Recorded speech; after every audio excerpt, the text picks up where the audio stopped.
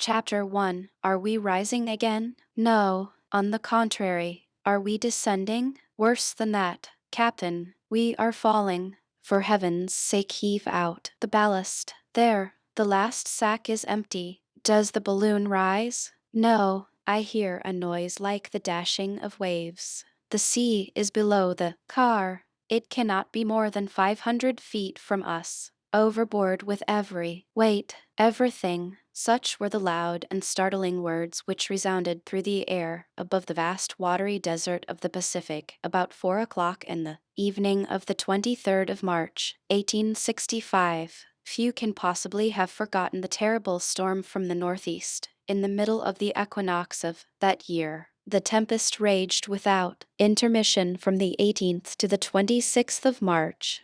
Its ravages were terrible in America, Europe, and Asia, covering a distance of 1,800 miles and extending obliquely to the equator from the 35th north parallel to the 40th south parallel. Towns were overthrown, forests uprooted, coasts devastated by the mountains of water which were precipitated on them, vessels cast on the shore, which, the published accounts numbered by hundreds, whole districts leveled by waterspouts which destroyed everything they passed over, several thousand people crushed on land or drowned at sea. Such were the traces of its fury left by this devastating tempest. It surpassed in disasters those which so frightfully ravaged Havana and Guadeloupe, one on the 25th of October, 1810, the other on the 26th of July, 1825. But, while so many catastrophes were taking place on land and at sea, a drama not less exciting was being enacted in the agitated air. In fact, a balloon, as a ball may be carried on the summit of a waterspout, had been taken into the circling movement of a column of air and had traversed space at the rate of 90 miles an hour, turning round and round as if seized by some aerial maelstrom. Beneath the lower point of the balloon swung a car, containing 5 passengers, scarcely visible in the amid of the thick vapor mingled with spray which hung over the surface of the ocean, from where, it may be asked, had come that plaything of the tempest. From what part of the world did it rise? It surely could not have started during the storm. But the storm had raged 5 days already, and the first symptoms were manifested on the 18th. It cannot be doubted that the balloon came from a great distance, for it could not have traveled less than 2,000 miles in 24 hours. At any rate, the passengers, destitute of all marks for their guidance, could not have possessed the means of reckoning the route traversed since their departure. It was a remarkable fact that, although in the very amid of the furious tempest, they did not suffer from it. They were thrown about and whirled round and round without feeling the rotation in the slightest degree, or being sensible that they were removed from a horizontal position. Their eyes could not pierce through the thick mist which had gathered beneath the car. Dark vapor was all around them. Such was the density of the atmosphere that they could not be certain whether it was day or night. No reflection of light, no sound from inhabited land, no roaring of the ocean could have reached them through the obscurity, while suspended in those elevated zones. Their rapid descent alone had informed them of the dangers which they ran from the waves. However, the balloon, lightened of heavy articles such as ammunition, arms, and provisions, had risen into the higher layers of the atmosphere to a height of 500 feet. The voyagers, after having discovered that the sea extended beneath them and thinking the dangers above less dreadful than those below, did not hesitate to throw overboard even their most useful articles, while they endeavored to lose no more of that fluid, the life of their enterprise, which sustained them above the abyss. The night passed in the amid of alarms which would have been death to less energetic souls. Again the day appeared, and with it the tempest began to moderate. From the beginning of that day, the 24th of March, it showed symptoms of abating. At dawn, some of the lighter clouds had risen into the more lofty regions of the air, In a few hours the wind had changed from a hurricane to a fresh breeze, that is to say, the rate of the transit of the atmospheric layers was diminished by half. It was still what sailors call a close-reefed topsail breeze, but the commotion in the elements had none the less considerably diminished. Towards 11 o'clock, the lower region of the air was sensibly clearer. The atmosphere threw off that chilly dampness which is felt after the passage of a great meteor. The storm did not seem to have gone farther to the west. It appeared to have exhausted itself. Could it have passed away in electric sheets, as is sometimes the case with regard to the typhoons of the Indian Ocean? But at the same time, it was also evident that the balloon was again slowly descending with a regular movement. It appeared as if it were, little by little, collapsing, and that its case was lengthening and extending, passing from a spherical to an oval form. Towards midday the balloon was hovering above the sea at a height of only 20 feet. It contained 50 cubic feet of gas, and thanks to its capacity, it could maintain itself a long time in the air, although it should reach a great altitude or may be thrown into a horizontal position. Perceiving their danger, the passengers cast away the last articles which still weighed down the car, the few provisions they had kept, everything, evening to their pocket knives, and one of them, having hoisted himself onto the circles which united the cords of the net, tried to secure more firmly the lower point of the balloon. It was, however, evident to the voyagers that the gas was failing, and that the balloon could no longer be sustained in the higher regions. They must infallibly perish. There was not a continent, nor even an island, visible beneath them. The watery expanse did not present a single speck of land, not a solid surface upon which their anchor could hold. It was the open sea, whose waves were still dashing with tremendous violence. It was the ocean, without any visible limits, evening for those whose gaze, from their commanding position, extended over a radius of 40 miles.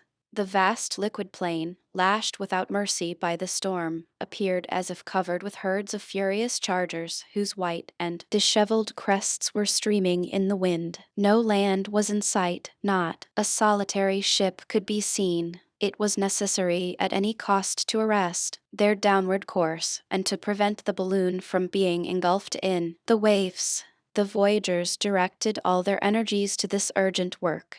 But, notwithstanding their efforts, the balloon still fell, and at the same time shifted with the greatest rapidity, following the direction of the wind, that is to say, from the northeast to the southwest. Frightful truly was the situation of these unfortunate men. They were evidently no longer masters of the machine. All their attempts were useless.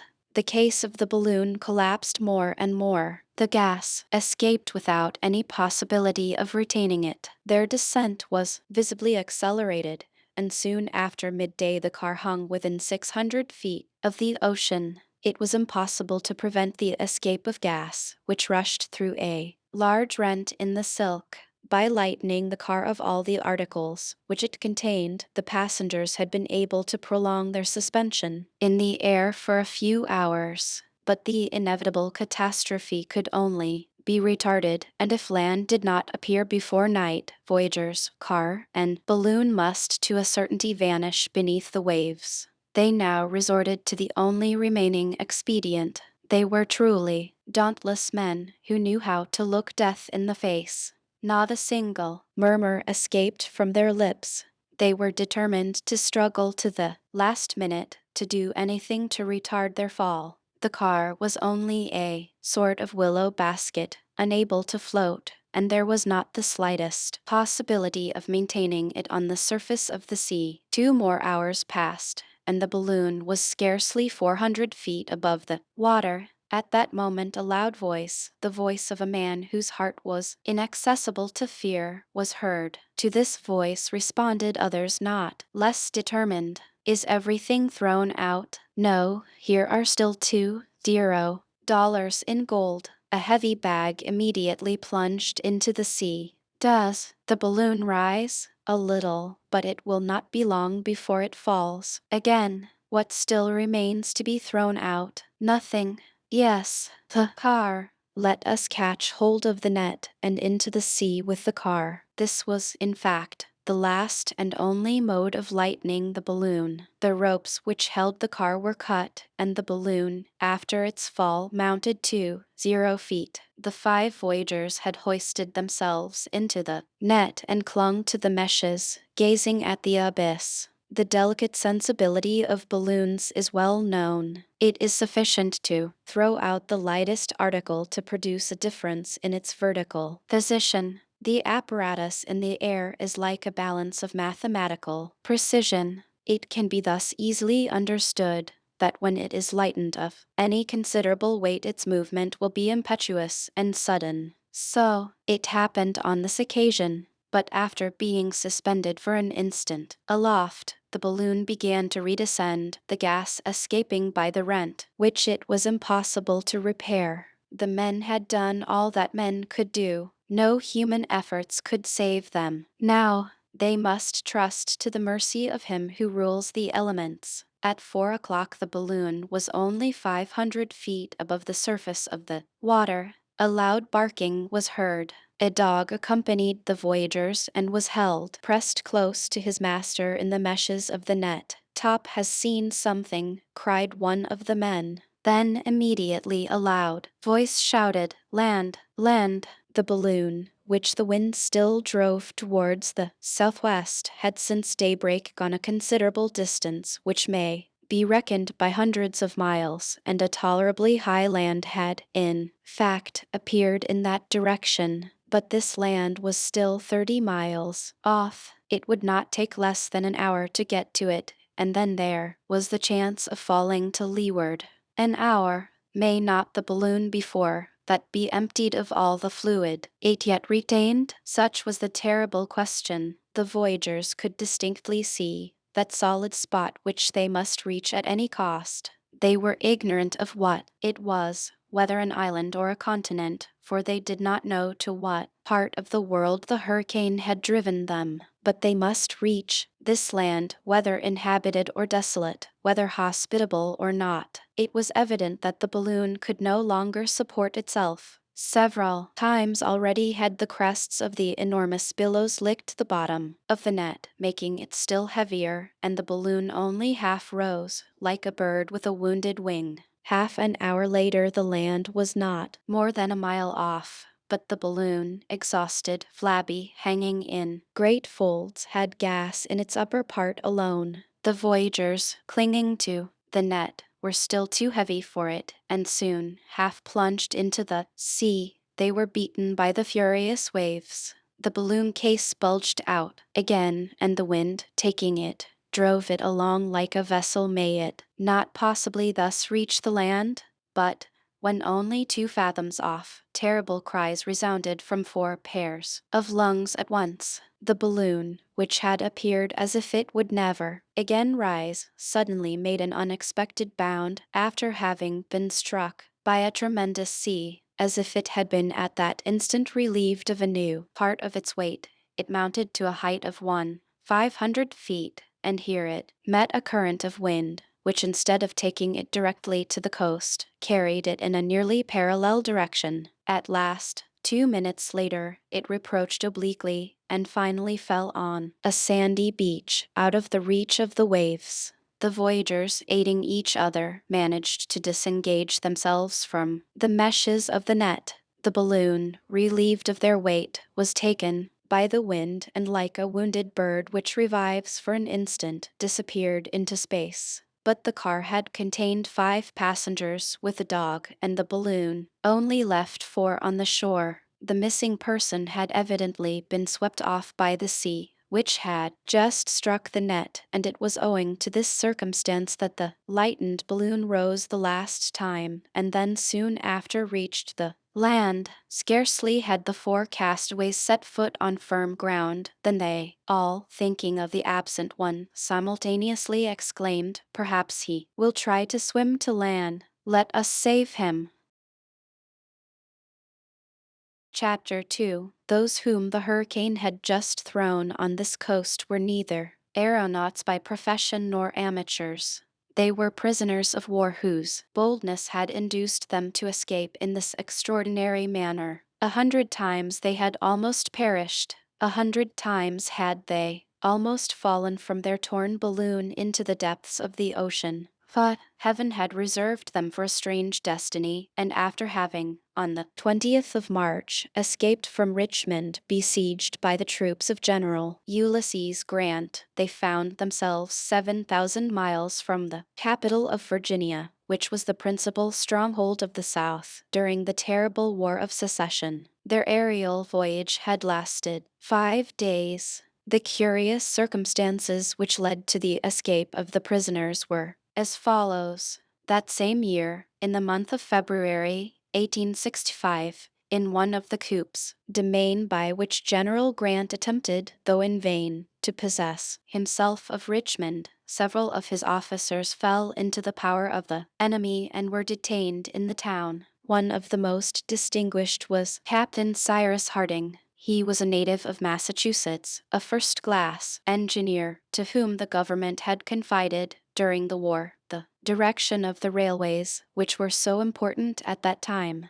A true northerner, thin, bony, lean, about 45 years of age, his close-cut hair and his beard, of which he only kept a thick mustache, were already getting gray. He had one of those finely developed heads which appear made to be struck on a metal, piercing eyes, a serious mouth, the physiognomy of a clever man of the military school. He was one of those engineers who began by handling the hammer and pickaxe like generals who first act as common soldiers. Besides mental power, he also possessed great manual dexterity. His muscles exhibited remarkable proofs of tenacity. A man of action as well as a man of thought, all he did was without effort to one of his vigorous and sanguine temperament. Learned, clear-headed, and practical, he fulfilled in all emergencies those three conditions which united ought to ensure human success: activity of mind and body, impetuous wishes, and powerful will. He may have taken for his motto that of William of Orange in the 17th century: I can undertake and persevere evening without hope of success. Cyrus Harding was courage personified. He had been in all the battles of that war. After having begun as a volunteer at Illinois under Ulysses Grant, he fought at Paducah, Belmont, Pittsburgh Landing, at the siege of Corinth, Port Gibson, Black River, Chattanooga, the Wilderness, on the Potomac, everywhere and valiantly, a soldier worthy of the general who said, I never count my dead. And hundreds of times Captain Harding had almost been among those who were not counted by the terrible Grant. But in these combats where he never spared himself, fortune favored him till the moment when he was wounded and taken prisoner on the field of battle near Richmond. At the same time and on the same day another important personage fell into the hands of the Southerners. This was no other than Gideon Spilett, a reporter for the New York Herald, who had been ordered to follow the changes of the war in the amid of the Northern armies.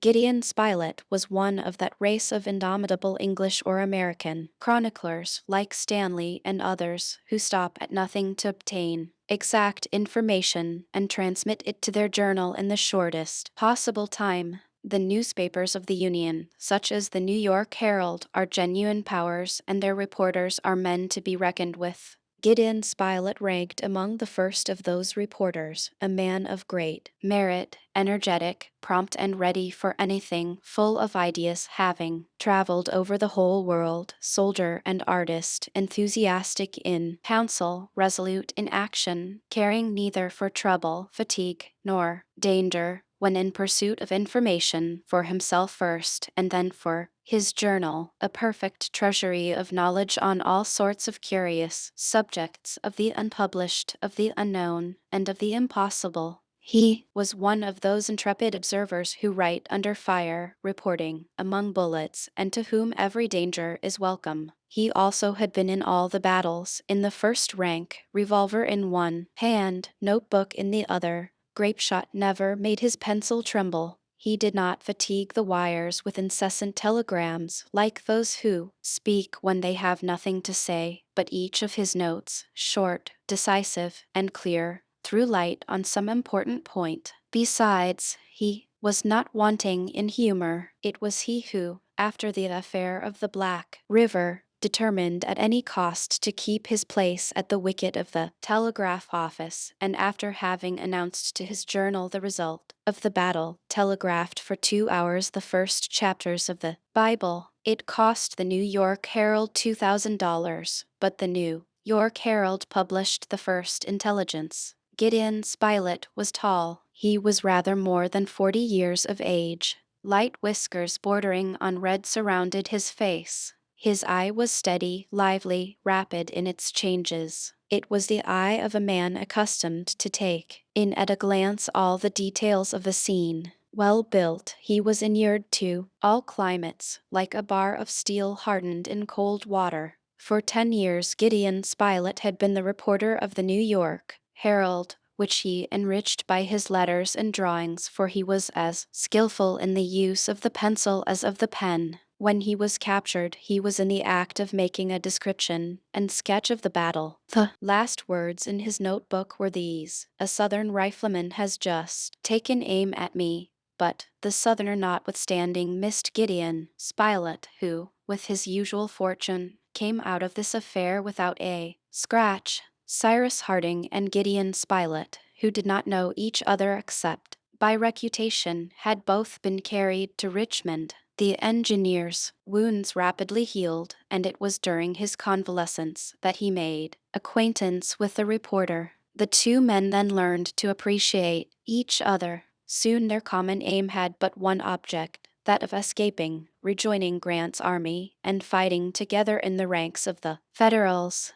The two Americans had from the first determined to seize every chance, but although they were allowed to wander at liberty in the town, Richmond was so strictly guarded that escape appeared impossible. In the meanwhile, Captain Harding was rejoined by a servant who was devoted to him in life and in death. This intrepid fellow was a Negro born on the engineer's estate of a slave father and mother, but to whom Cyrus, who was an abolitionist from conviction and heart, had long since given his freedom. The once slave, though free, would not leave his master. He would have died for him. He was a man of about 30, vigorous, active, clever, intelligent, gentle, and calm, sometimes naive, always merry, obliging, and honest. His name was Nebuchadnezzar, but he only answered to the familiar abbreviation of Neb. When Neb heard that his master had been made prisoner, he left Massachusetts without hesitating an instant, arrived before Richmond, and by dint of stratagem and shrewdness, after having risked his life 20 times over, managed to penetrate into the besieged town. The pleasure of Harding on seeing his servant, and the joy of Neb at finding his master, can scarcely be described.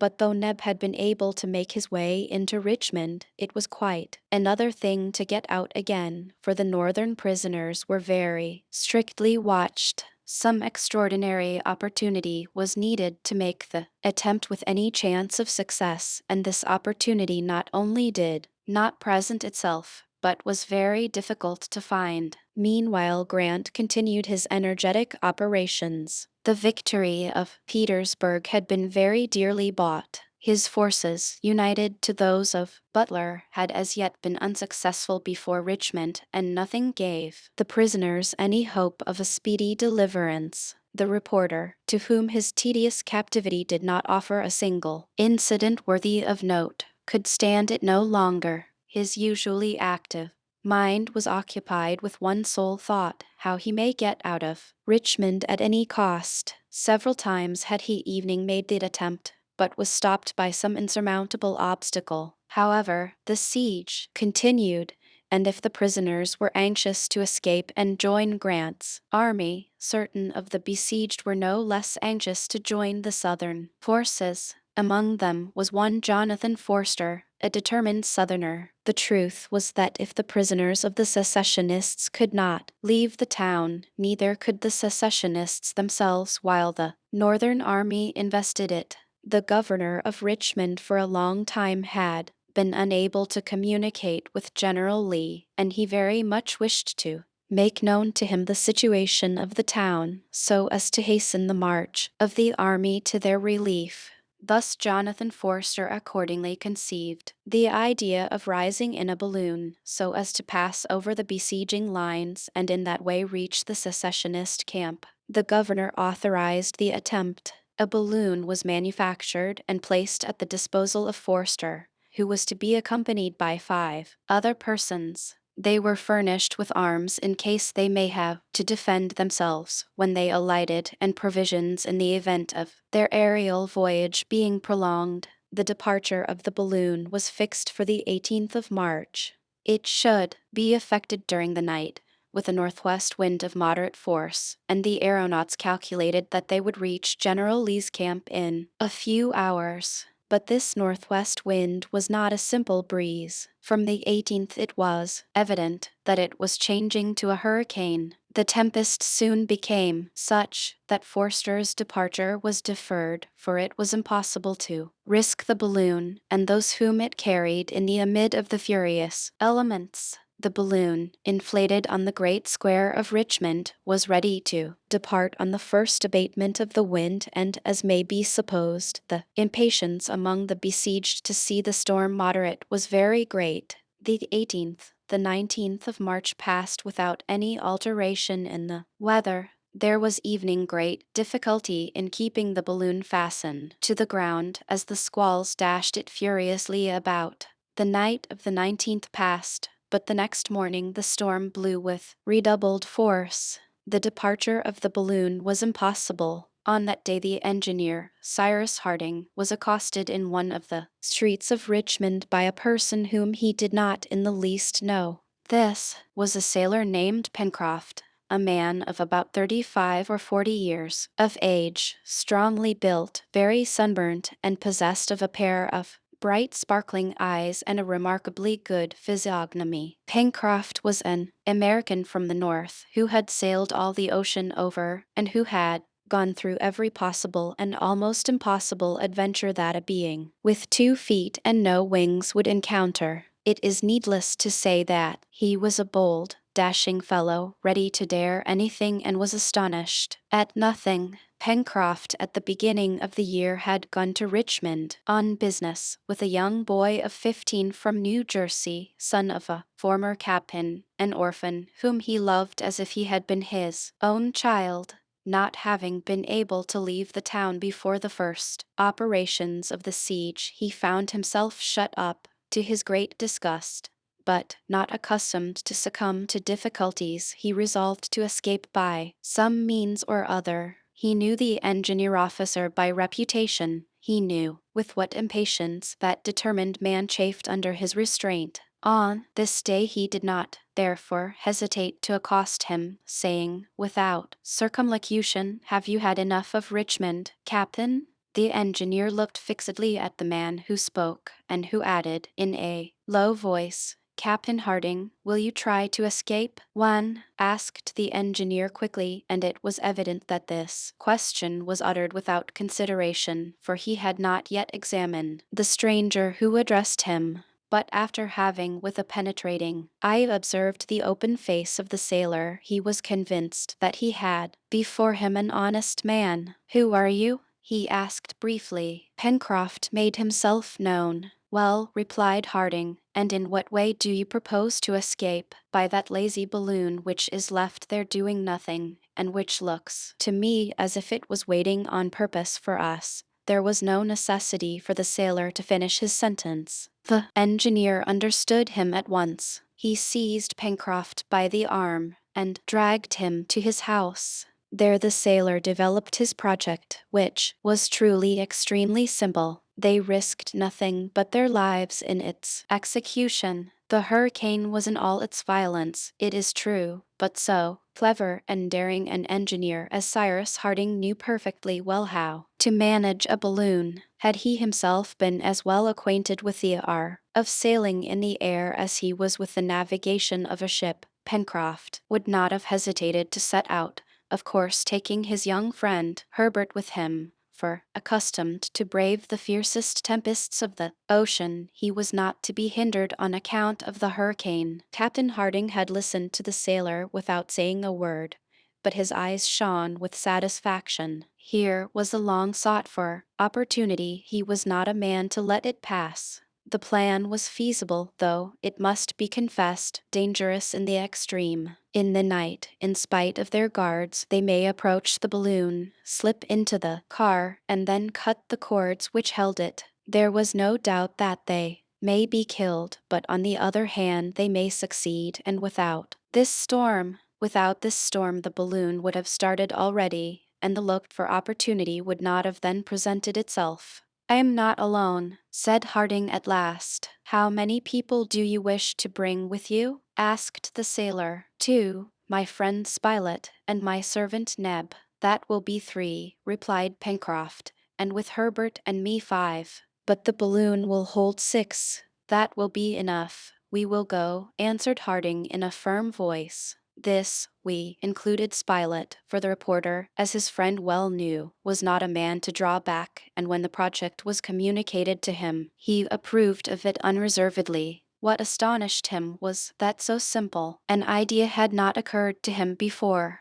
As to Neb, he followed his master wherever his master wished to go. This evening, then, said Pencroft, we will all meet out there. This evening, at 10 o'clock, replied Captain Harding, and heaven grant that the storm does not abate before our departure. Pencroft took leave of the two friends, and returned to his lodging, where young Herbert Brown had remained. The courageous boy knew of the sailor's plan, and it was not without anxiety that he awaited the result of the proposal being made to the engineer. Thus 5 determined persons were about to abandon themselves to the mercy of the tempestuous elements. No, the storm did not abate, and neither Jonathan Forster nor his companions dreamed of confronting it in that frail car. It would be a terrible journey. The engineer only feared one thing. It was that the balloon, held to the ground and dashed about by the wind, would be torn into shreds. For several hours he roamed round the nearly deserted square, surveying the apparatus. Pencroft did the same, on his side, his hands in his pockets, yawning now and then like a man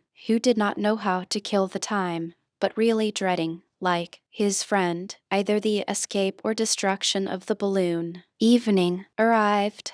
The night was dark in the extreme. Thick mists passed like clouds close to the ground. Rain fell mingled with snow. It was very cold. A mist hung over Richmond. It seemed as if the violent storm had produced a truce between the besiegers and the besieged, and that the cannon were silenced by the louder detonations of the storm. The streets of the town were deserted. It had not evening appeared necessary in that horrible weather to place a guard in the square, in the amid of which plunged the balloon. Everything favored the departure of the prisoners, but what may possibly be the termination of the hazardous voyage they contemplated in the amid of the furious elements. Dirty weather, exclaimed Pencroft, fixing his hat firmly on his head with a blow of his fist, but pshaw, we shall succeed all the same. At 9:30, Harding and his companions glided from different directions into the square, which the gas lamps, extinguished by the wind, had left in total obscurity. Evening, the enormous balloon, almost beaten to the ground, could not be seen.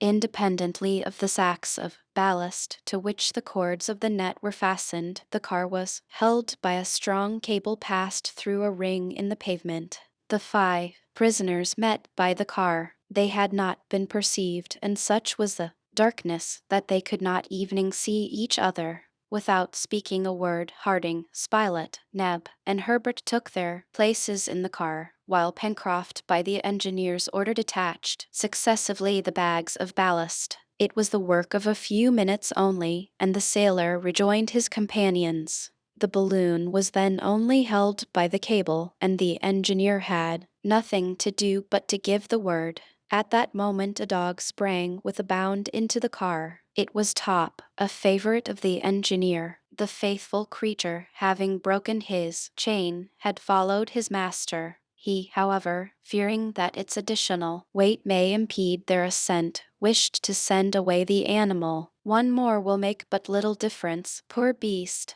exclaimed Pencroft, heaving out 2 bags of sand, and as he spoke letting go the cable. The balloon, ascending in an oblique direction, disappeared, after having dashed the car against 2 chimneys, which it threw down as it swept by them. Then, truly, the full rage of the hurricane was exhibited to the voyagers. During the night the engineer could not dream of descending, and when day broke, evening, a glimpse of the earth below was intercepted by fog. 5 days had passed, when a partial clearing allowed them to see the wide extending ocean beneath their feet, now lashed into the maddest fury by the gale. Our readers will recollect what befell these 5 daring individuals, who set out on their hazardous expedition in the balloon on the 20th of March. 5 days afterwards 4 of them were thrown on a desert coast, 7,000 miles from their country, but one of their number was missing, the man who was to be their guide, their leading spirit, the engineer, Captain Harding.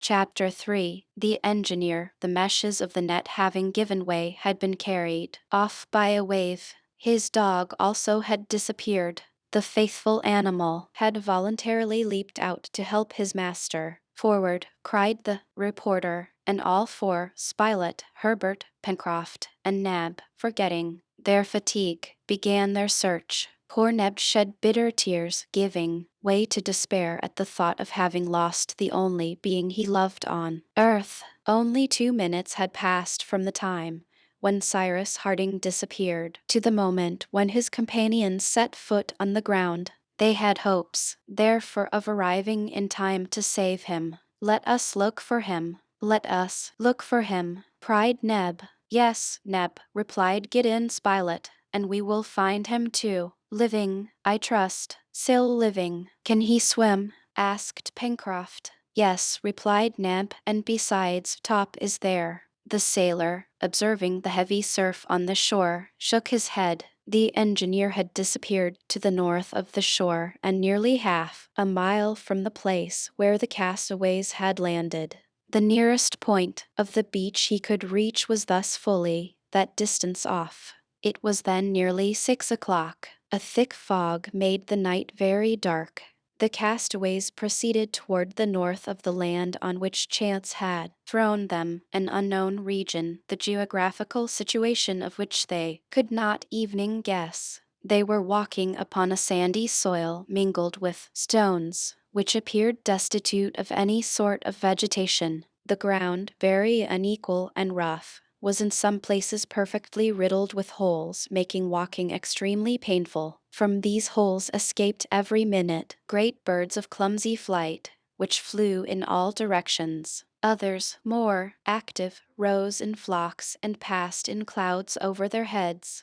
The sailor thought he recognized gulls and cormorants, whose shrill cries rose above the roaring of the sea. From time to time the castaways stopped and shouted, then listened for some response from the ocean, for they thought that if the engineer had landed and they had been near to the place, they would have heard the barking of the dog Top. Evening, should Harding himself have been unable to give any sign of existence. They stopped to listen, but no sound arose above the roaring of the waves and the dashing of the surf. The little band then continued their march forward, searching into every hollow of the shore. After walking for 20 minutes, the 4 castaways were suddenly brought to a standstill by the sight of foaming billows close to their feet. The solid ground ended here. They found themselves at the extremity of a sharp point on which the sea broke furiously. "It is a promontory," said the sailor. "We must retrace our steps, holding towards the right, and we shall thus gain the mainland." "But if he is there," said Neb, pointing to the ocean, whose waves shone of a snowy white in the darkness. "Well, let us call again," and all, uniting their voices, they gave a vigorous shout, but there came no reply. They waited for a lull, then began again, still no reply. The castaways accordingly returned, following the opposite side of the promontory, over a soil equally sandy and rugged. However, Pencroft observed that the shore was more equal, that the ground rose, and he declared that it was joined by a long slope to a hill, whose massive front he thought that he could see looming indistinctly through the mist. The birds were less numerous on this part of the shore. The sea was also less tumultuous, and they observed that the agitation of the waves was diminished. The noise of the surf was scarcely heard. This side of the promontory evidently formed a semicircular bay, which the sharp point sheltered from the breakers of the open sea. But to follow this direction was to go south, exactly opposite to that part of the coast where Harding may have landed. After a walk of a mile and a half, the shore presented no curve which would permit them to return to the north. This promontory, of which they had turned the point, must be attached to the mainland. The castaways, although their strength was nearly exhausted, still marched courageously forward, hoping every moment to meet with a sudden angle which would set them in the first direction. What was their disappointment when, after trudging nearly 2 miles, having reached an elevated point composed of slippery rocks, they found themselves again stopped by the sea. "We are on an islet," said Pencroft, "and we have surveyed it from one extremity to the other." The sailor was right. They had been thrown, not on a continent, not evening on an island, but on an islet which was not more than 2 miles in length, with evening a less breadth. Was this barren spot the desolate refuge of sea-birds, strewn with stones and destitute of vegetation, attached to a more important archipelago? It was impossible to say. When the voyagers from their car saw the land through the mist, they had not been able to reconnoiter it sufficiently. However, Pencroft, accustomed with his sailor eyes to piece through the gloom, was almost certain that he could clearly distinguish in the west confused masses which indicated an elevated coast, but they could not in the dark determine whether it was a single island or connected with others. They could not leave it either, as the sea surrounded them. They must therefore put off till the next day their search for the engineer, from whom, alas, not a single cry had reached them to show that he was still in existence. "The silence of our friend proves nothing," said the reporter. "Perhaps he has fainted or is wounded, and unable to reply directly, so we will not despair." The reporter then proposed to light a fire on a point of the islet, which would serve as a signal to the engineer. But they searched in vain for wood or dry brambles. Nothing but sand and stones were to be found. The grief of Neb and his companions, who were all strongly attached to the intrepid Harding, can be better pictured than described. It was too evident that they were powerless to help him. They must wait with what patience they could for daylight. Either the engineer had been able to save himself and had already found a refuge on some point of the coast, or he was lost forever. The long and painful hours passed by. The cold was intense. The castaways suffered cruelly, but they scarcely perceived it. They did not even think of taking a minute's rest. Forgetting everything but their chief, hoping or wishing to hope on, they continued to walk up and down on this sterile spot, always returning to its northern point, where they could approach nearest to the scene of the catastrophe. They listened, they called, and then uniting their voices, they endeavored to raise even a louder shout than before, which would be transmitted to a great distance. The wind had now fallen almost to a calm, and the noise of the sea began also to subside. One of Neb's shouts evening appeared to produce an echo. Herbert directed Pencroft's attention to it, adding, "That proves that there is a coast to the west at no great distance." The sailor nodded. Besides, his eyes could not deceive him. If he had discovered land, however indistinct it may appear, land was sure to be there. But that distant echo was the only response produced by Neb's shouts, while a heavy gloom hung over all the part east of the island. Meanwhile, the sky was clearing little by little. Towards midnight the stars shone out, and if the engineer had been there with his companions, he would have remarked that these stars did not belong to the northern hemisphere. The polar star was not visible. The constellations were not those which they had been accustomed to see in the United States. The Southern Cross glittered brightly in the sky. The night passed away. Towards 5 o'clock in the morning of the 25th of March, the sky began to lighten. The horizon still remained dark, but with daybreak a thick mist rose from the sea, so that the eye could scarcely penetrate beyond 20 feet or so from where they stood. At length the fog gradually unrolled itself in great heavily moving waves. It was unfortunate, however, that the castaways could distinguish nothing around them. While the gaze of the reporter and Neb were cast upon the ocean, the sailor and Herbert looked eagerly for the coast in the west, but not a speck of land was visible. "Never mind," said Pencroft, "though I do not see the land, I feel it is there. There as sure as the fact that we are no longer at Richmond." But the fog was not long in rising. It was only a fine weather mist. A hot sun soon penetrated to the surface of the island. About 6:30, 3/4 of an hour after sunrise, the mist became more transparent. It grew thicker above, but cleared away below. Soon the isle appeared as if it had descended from a cloud. Then the sea showed itself around them, spreading far away towards the east, but bounded on the west by an abrupt and precipitous coast. Yes, the land was there. Their safety was at least provisionally insured. The islet and the coast were separated by a channel about half a mile in breadth, through which rushed an extremely rapid current. However, one of the castaways, following the impulse of his heart, immediately threw himself into the current without consulting his companions, without saying a single word. It was Neb. He was in haste to be on the other side and to climb towards the north.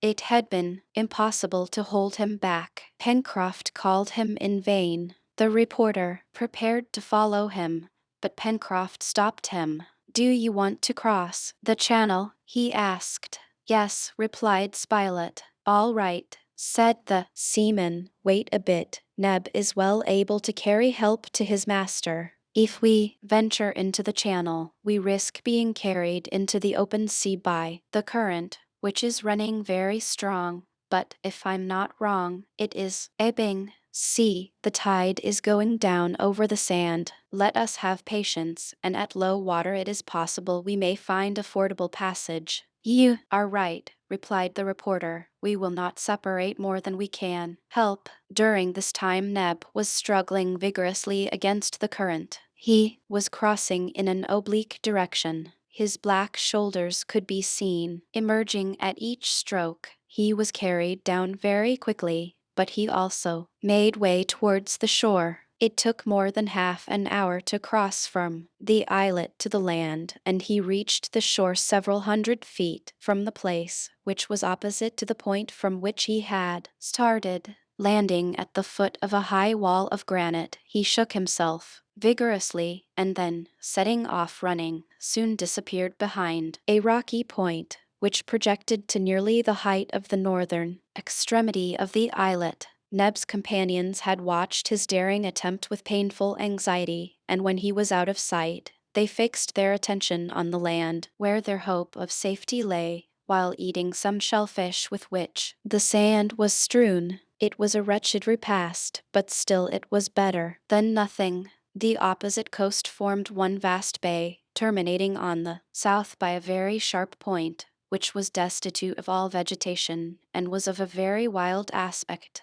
This point abutted on the shore in a grotesque outline of high granite rocks. Towards the north, on the contrary, the bay widened, and a more rounded coast appeared, trending from the southwest to the northeast, and terminating in a slender cape. The distance between these two extremities, which made the bow of the bay, was about 8 miles. Half a mile from the shore rose the islet, which somewhat resembled the carcass of a gigantic whale. Its extreme breadth was not more than 1/4 of a mile. Opposite the islet, the beach consisted first of sand covered with black stones, which were now appearing little by little above the retreating tide. The second level was separated by a perpendicular granite cliff, terminated at the top by an unequal edge at a height of at least 300 feet. It continued thus for a length of 3 miles, ending suddenly on the right with a precipice which looked as if cut by the hand of man. On the left, above the promontory, this irregular and jagged cliff descended by a long slope of conglomerated rocks till it mingled with the ground of the southern point. On the upper plateau of the coast not a tree appeared. It was a flat tableland like that above Cape Town at the Cape of Good Hope, but of reduced proportions, at least, so it appeared seen from the islet. However, verdure was not wanting to the right beyond the precipice. They could easily distinguish a confused mass of great trees, which extended beyond the limits of their view. This verdure relieved the eye, so long wearied by the continued ranges of granite. Lastly, beyond and above the plateau, in a northwesterly direction and at a distance of at least 7 miles, glittered a white summit which reflected the sun's rays. It was that of a lofty mountain, capped with snow. The question could not at present be decided whether this land formed an island or whether it belonged to a continent. But on beholding the convulsed masses heaped up on the left, no geologist would have hesitated to give them a volcanic origin, for they were unquestionably the work of subterranean convulsions. Gideon Spilett, Pencroft, and Herbert attentively examined this land, on which they may perhaps have to live many long years, on which truly they may evening die, should it be out of the usual track of vessels, as was likely to be the case. Well, asked Herbert, what do you say, Pencroft? There is some good and some bad, as in everything, replied the sailor. We shall see, but now the ebb is evidently making. In 3 hours we will attempt the passage, and once on the other side we will try to get out of this scrape, and I hope may find the captain. Pencroft was not wrong in his anticipations. 3 hours later, at low tide, the greater part of the sand forming the bed of the channel was uncovered. Between the islet and the coast there only remained a narrow channel, which would, no doubt, be easy to cross. About 10 o'clock, Gideon Spilett and his companions stripped themselves of their clothes, which they placed in bundles on their heads, and then ventured into the water, which was not more than 5 feet deep. Herbert, for whom it was too deep, swam like a fish, and got through capitally. All three arrived without difficulty on the opposite shore. Chapter 4. All at once the reporter sprang up, and telling the sailor that he would rejoin them at that same place, he climbed the cliff in the direction which the negro Neb had taken a few hours before. Anxiety hastened his steps, for he longed to obtain news of his friend, and he soon disappeared round an angle of the cliff. Herbert wished to accompany him. Stop here, my boy, said the sailor. We have to prepare an encampment and to try and find rather better grub than these shellfish. Our friends will want something when they come back. There is work for everybody. I am ready, replied Herbert. All right, said the sailor. That will do. We must set about it regularly. We are tired, cold, and hungry. Therefore we must have shelter, fire, and food. There is wood in the forest and eggs in nests. We have only to find a house. Very well, returned Herbert. I will look for a cave among the rocks, and I shall be sure to discover some hole into which we can creep. All right, said Pencroft. Bow on, my boy. They both walked to the foot of the enormous wall over the beach, far from which the tide had now retreated, but instead of going towards the north, they went southward. Pencroft had remarked, several hundred feet from the place at which they landed, a narrow cutting, out of which he thought a river or stream may issue. Now, on the one hand, it was important to settle themselves in the neighborhood of a good stream of water, and on the other, it was possible that the current had thrown Cyrus Harding on the shore there. The cliff, as has been said, rose to a height of 300 feet, but the mass was unbroken throughout, and evening at its base, scarcely washed by the sea. It did not offer the smallest fissure which would serve as a dwelling. It was a perpendicular wall of very hard granite, which evening the waves had not worn away. Towards the summit fluttered myriads of sea-fowl, and especially those of the web-footed species with long, flat, pointed beaks, a clamorous tribe, bold in the presence of man, who probably for the first time thus invaded their domains. Pencroft recognized the skua and other gulls among them, the voracious little sea mew, which in great numbers nestled in the crevices of the granite. A shot fired among this swarm would have killed a great number, but to fire a gun was needed, and neither Pencroft nor Herbert had one. Besides this, gulls and sea mews are scarcely eatable, and evening their eggs have a detestable taste. However, Herbert, who had gone forward a little more to the left, soon came upon rocks covered with seaweed, which, some hours later, would be hidden by the high tide. On these rocks, in the amid of slippery wrack, abounded bivalve shellfish, not to be despised by starving people. Herbert called Pencroft, who ran up hastily. "Here are mussels," cried the sailor. "These will do instead of eggs." "They are not mussels," replied Herbert, who was attentively examining the mollusks attached to the rocks. "They are lithodomes." "Are they good to eat?" asked Pencroft. "Perfectly so." "Then let us eat some lithodomes." The sailor could rely upon Herbert. The young boy was well up in natural history, and always had had quite a passion for the science.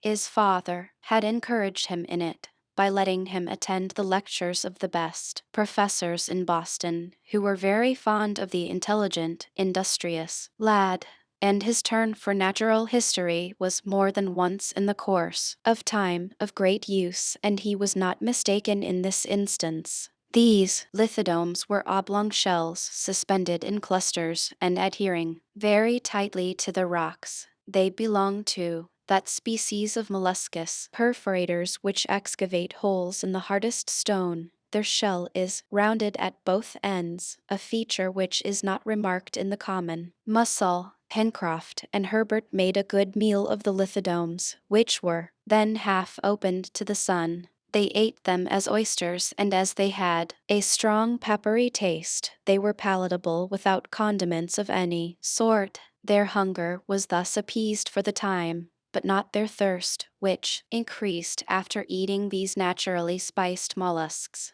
They had then to find fresh water, and it was not likely that it would be wanting in such a capriciously uneven region. Pencroft and Herbert, after having taken the precaution of collecting an ample supply of lithodomes, with which they filled their pockets and handkerchiefs, regained the foot of the cliff. 200 paces farther they arrived at the cutting, through which, as Pencroft had guessed, ran a stream of water. Whether fresh or not was to be ascertained. At this place the wall appeared to have been separated by some violent subterranean force. At its base was hollowed out a little creek, the farthest part of which formed a tolerably sharp angle. The watercourse at that part measured 100 feet in breadth, and its two banks on each side were scarcely 20 feet high. The river became strong almost directly between the two walls of granite, which began to sink above the mouth. It then suddenly turned and disappeared beneath a wood of stunted trees half a mile off. "Here is the water, and over there is the wood we require," said Pencroft. "Well, Herbert, now we only want the house." The water of the river was limpid. The sailor ascertained that at this time, that is to say, at low tide, when the rising floods did not reach it was sweet. This important point established, Herbert looked for some cavity which would serve them as a retreat, but in vain. Everywhere The wall appeared smooth, plain, and perpendicular. However, at the mouth of the watercourse and above the reach of the high tide, the convulsions of nature had formed not a grotto, but a pile of enormous rocks, such as are often met with in granite countries and which bear the name of chimneys. Pencroft and Herbert penetrated quite far in among the rocks, by sandy passages in which light was not wanting, for it entered through the openings which were left between the blocks, of which some were only sustained by a miracle of equilibrium.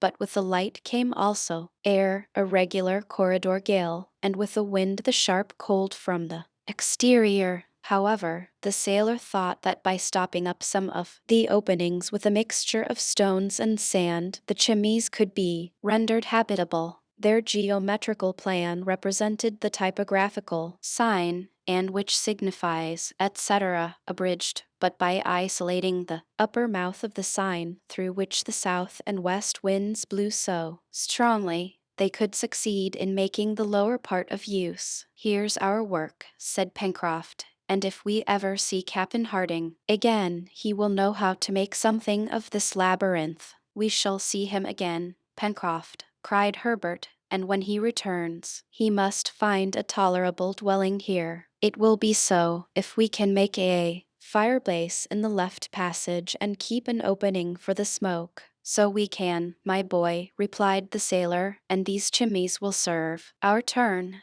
Let us set to work, but first come and get a store of fuel. I think some branches will be very useful in stopping up these openings, through which the wind shrieks like so many fiends." Herbert and Pencroft left the chimneys, and turning the angle, they began to climb the left bank of the river. The current here was quite rapid and drifted down some dead wood. The rising tide, and it could already be perceived, must drive it back with force to a considerable distance.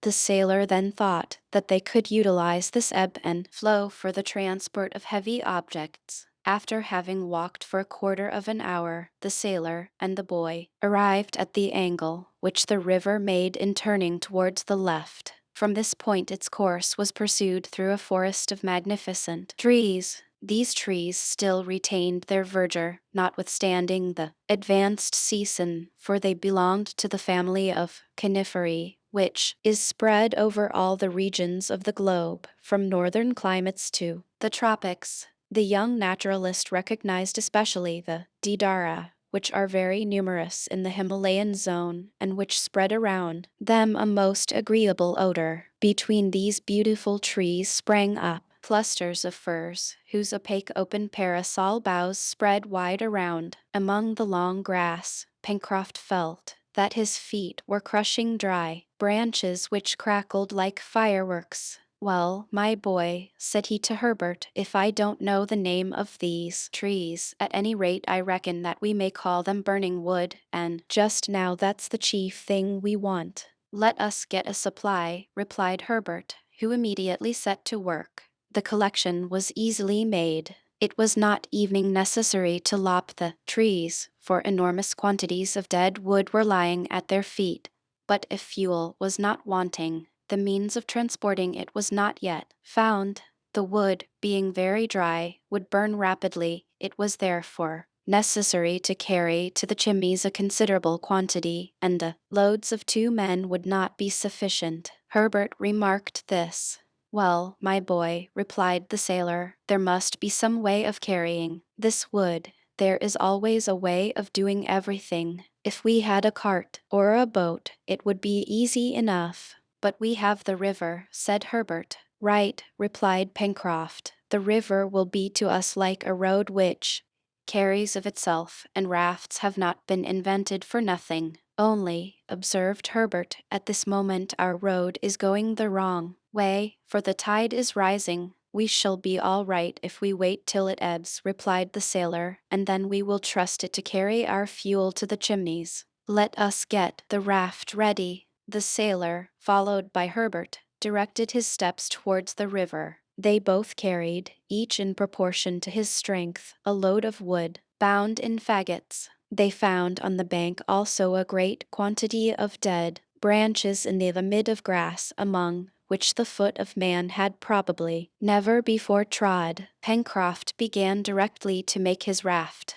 in a kind of little bay created by a point of the shore which broke the current. The sailor and the lad placed some good-sized pieces of wood which they had fastened together with dry creepers. A raft was thus formed, on which they stacked all they had collected, sufficient, truly, to have loaded at least 20 men. In an hour the work was finished, and the raft moored to the bank awaited the turning of the tide. There were still several hours to be occupied, and with one consent, Pencroft and Herbert resolved to gain the upper plateau, so as to have a more extended view of the surrounding country. Exactly 200 feet behind the angle formed by the river, the wall, terminated by a fall of rocks, died away in a gentle slope to the edge of the forest. It was a natural staircase. Herbert and the sailor began their ascent. Thanks to the vigor of their muscles, they reached the summit in a few minutes, and proceeded to the point above the mouth of the river. On attaining it,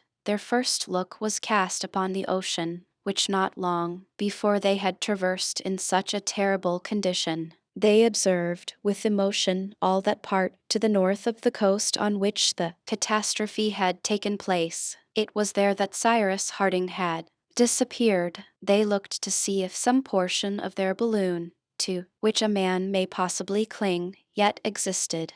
Nothing. The sea was but one vast watery desert. As to the coast, it was solitary also. Neither the reporter nor Neb could be anywhere seen, but it was possible that at this time they were both too far away to be perceived. "Something tells me," cried Herbert, "that a man as energetic as Captain Harding would not let himself be drowned like other people. He must have reached some point of the shore. Don't you think so, Pencroft?"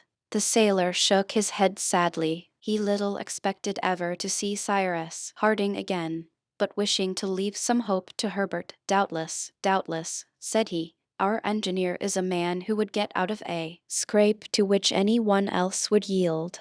In the meantime he examined the coast with great attention. Stretched out below them was the sandy shore, bounded on the right of the river's mouth by lines of breakers. The rocks which were visible appeared like amphibious monsters reposing in the surf. Beyond the reef, the sea sparkled beneath the sun's rays. To the south a sharp point closed the horizon, and it could not be seen if the land was prolonged in that direction, or if it ran southeast and southwest, which would have made this coast a very long peninsula. At the northern extremity of the bay, the outline of the shore was continued to a great distance in a wider curve.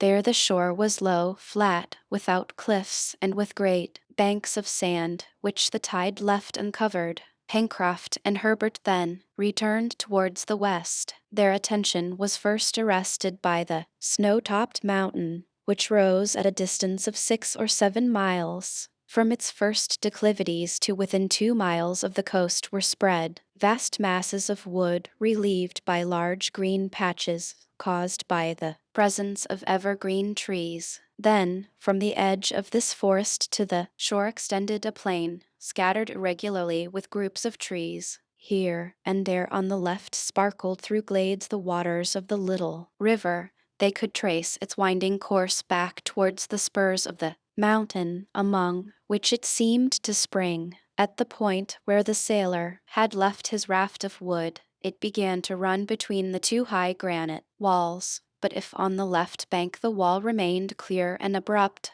on the right bank, on the contrary, it sank gradually. The massive sides changed to isolated rocks, the rocks to stones, the stones to shingle, running to the extremity of the point. "Are we on an island?" murmured the sailor. "At any rate, it seems to be big enough," replied the lad. "An island, ever so big, is an island all the same," said Pencroft. But this important question could not yet be answered. A more perfect survey had to be made to settle the point. As to the land itself, island or continent, it appeared fertile, agreeable in its aspect, and varied in its productions. "This is satisfactory," observed Pencroft. and in our misfortune, we must thank Providence for it. God be praised, responded Herbert, whose pious heart was full of gratitude to the author of all things. Pencroft and Herbert examined for some time the country on which they had been cast, but it was difficult to guess after so hasty an inspection what the future had in store for them. They then returned, following the southern crest of the granite platform, bordered by a long fringe of jagged rocks of the most whimsical shapes. Some hundreds of birds lived there nestled in the holes of the stone. Herbert, jumping over the rocks, startled a whole flock of these winged creatures. "Oh," cried he, "those are not gulls nor sea mews." "What are they then?" asked Pencroft. "Upon my word, one would say they were pigeons." "Just so, but these are wild or rock pigeons. I recognize them by the double band of black on the wing, by the white tail, and by their slate-colored plumage. But if the rock pigeon is good to eat, its eggs must be excellent, and we will soon see how many they may have left in their nests. We will not give them time to hatch, unless it is in the shape of an omelette," replied Pencroft merrily. "But what will you make your omelette in?" asked Herbert. "In your hat?" "Well," replied the sailor, "I'm not quite conjurer enough for that. We must come down to eggs in the shell, my boy, and I will undertake to dispatch the hardest." Pencroft and Herbert attentively examined the cavities in the granite, and they really found eggs in some of the hollows. A few dozen being collected were packed in the sailor's handkerchief, and as the time when the tide would be full was approaching, Pencroft and Herbert began to redescend towards the watercourse. When they arrived there, it was an hour after midday. The tide had already turned. They must now avail themselves of the ebb to take the wood to the mouth. Pencroft did not intend to let the raft go away in the current without guidance, neither did he mean to embark on it himself to steer it. But a sailor is never at a loss when there is a question of cables or ropes, and Pencroft rapidly twisted a cord a few fathoms long made of dry creepers. This vegetable cable was fastened to the after part of the raft, and the sailor held it in his hand while Herbert, pushing off the raft with a long pole, kept it in the current. This succeeded capitally. The enormous load of wood drifted down the current. Chapter 5. Pencroft's first care, after unloading the raft, was to render the cave habitable by stopping up all the holes which made it draughty. Sand, stones, twisted branches, wet clay closed up the galleries open to the south winds. One narrow and winding opening at the side was kept to lead out the smoke and to make the fire draw. The cave was thus divided into 3 or 4 rooms. If such dark dens with which a donkey would scarcely have been contented deserved the name, but they were dry, and there was space to stand upright, at least in the principal room, which occupied the center. The floor was covered with fine sand and taking. All in all, they were well pleased with it for want of a better. "Perhaps," said Herbert, while he and Pencroft were working, "our companions have found a superior place to ours." "Very likely," replied the seaman, "but, as we don't know, we must work. All the same, better to have 2 strings to one's bow than no string at all." "Oh," exclaimed Herbert, "how jolly it will be if they were to find Captain Harding and were to bring him back with them." "Yes, truly," said Pencroft, "that was a man of the right sort." "Was," exclaimed Herbert. "Do you despair of ever seeing him again?" "God forbid," replied the sailor. Their work was soon done, and Pencroft declared himself very well satisfied. "Now," said he, "our friends can come back when they like. They will find a good enough shelter." They now had only to make a fireplace and to prepare the supper, an easy task. Large flat stones were placed on the ground at the opening of the narrow passage which had been kept. This, if the smoke did not take the heat out with it, would be enough to maintain an equal temperature inside. Their wood was stowed away in one of the rooms, and the sailor laid in the firebase some logs and brushwood.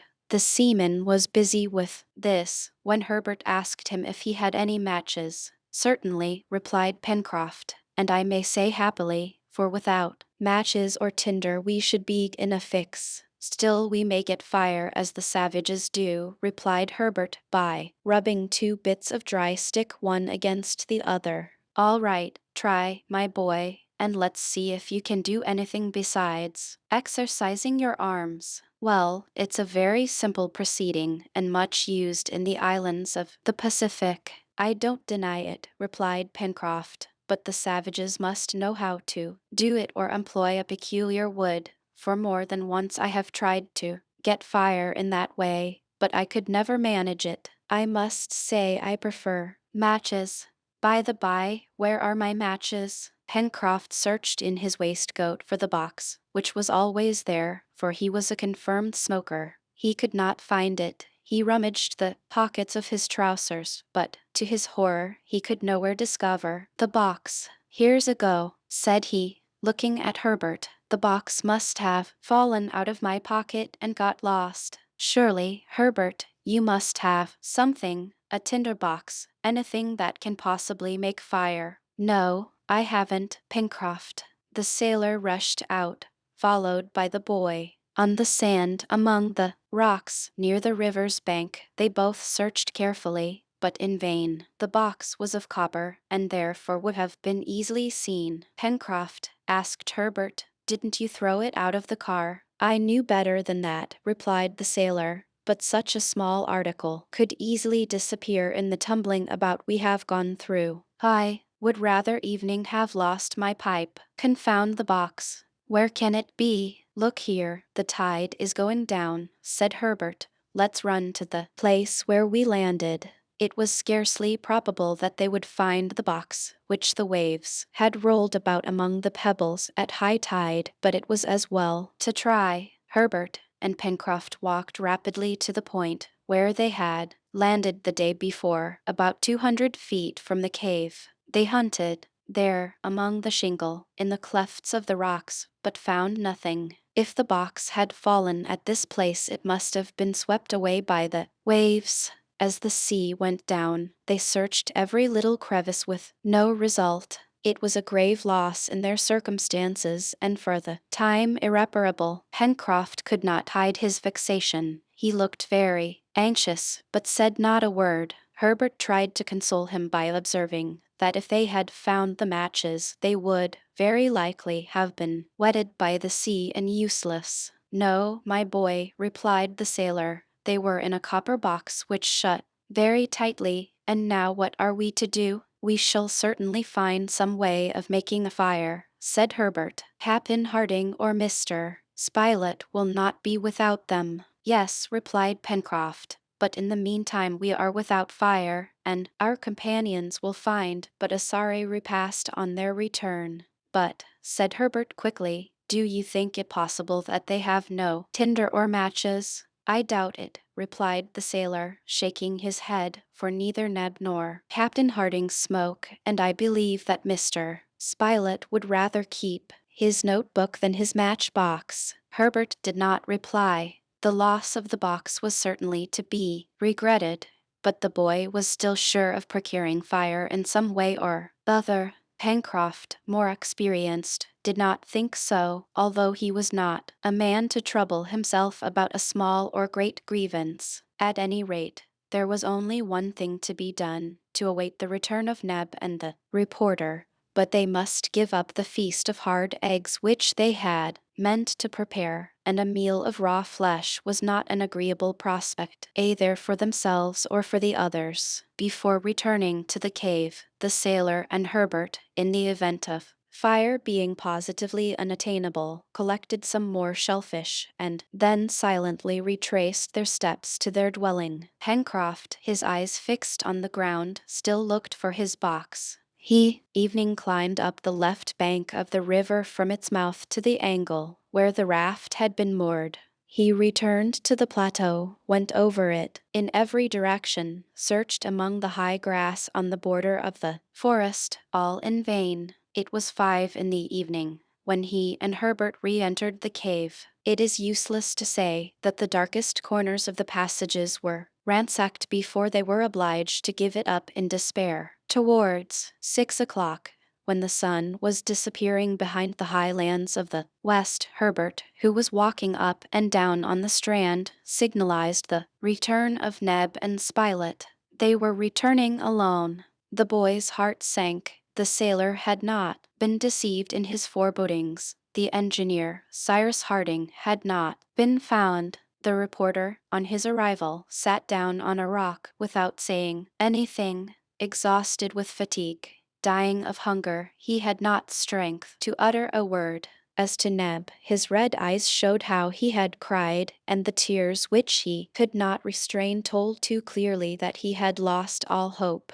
The reporter recounted all that they had done in their attempt to recover Cyrus Harding. He and Neb had surveyed the coast for a distance of 8 miles and consequently much beyond the place where the balloon had fallen the last time but one, a fall which was followed by the disappearance of the engineer and the dog Top. The shore was solitary, not a vestige of a mark, not even a pebble recently displaced, not a trace on the sand, not a human footstep on all that part of the beach. It was clear that that portion of the shore had never been visited by a human being. The sea was as deserted as the land, and it was there, a few hundred feet from the coast, that the engineer must have found a tomb. As Spilett ended his account, Neb jumped up, exclaiming in a voice which showed how hope struggled within him, "No, he is not dead. He can't be dead.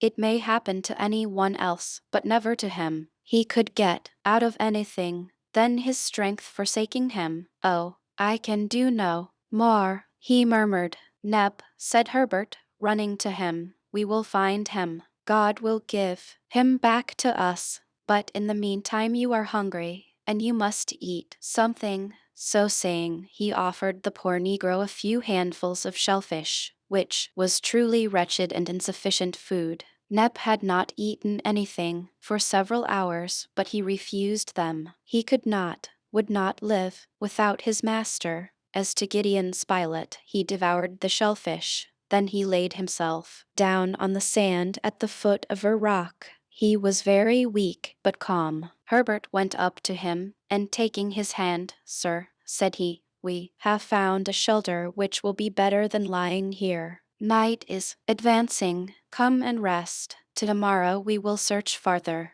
The reporter got up and, guided by the boy, went towards the cave. On the way, Pencroft asked him in the most natural tone if by chance he happened to have a match or two. The reporter stopped, felt in his pockets, but finding nothing said, "I had some, but I must have thrown them away." The seaman then put the same question to Neb and received the same answer. "Confound it!" exclaimed the sailor. The reporter heard him, and seizing his arm, "Have you no matches?" he asked. "Not one, and no fire in consequence." "Ah!" cried Neb, "if my master was here, he would know what to do." The 4 castaways remained motionless, looking uneasily at each other. Herbert was the first to break the silence by saying, "Mr. Spilett, you are a smoker and always have matches about you. Perhaps you haven't looked well. Try again. A single match will be enough." The reporter hunted again in the pockets of his trousers, waistcoat, and greatcoat, and at last, to Pencroft's great joy, no less to his extreme surprise, he felt a tiny piece of wood entangled in the lining of his waistcoat. He seized it with his fingers through the stuff, but he could not get it out. If this was a match, and a single one, it was of great importance not to rub off the phosphorus. "Will you let me try?" said the boy, and very cleverly, without breaking it, he managed to draw out the wretched yet precious little bit of wood, which was of such great importance to these poor men.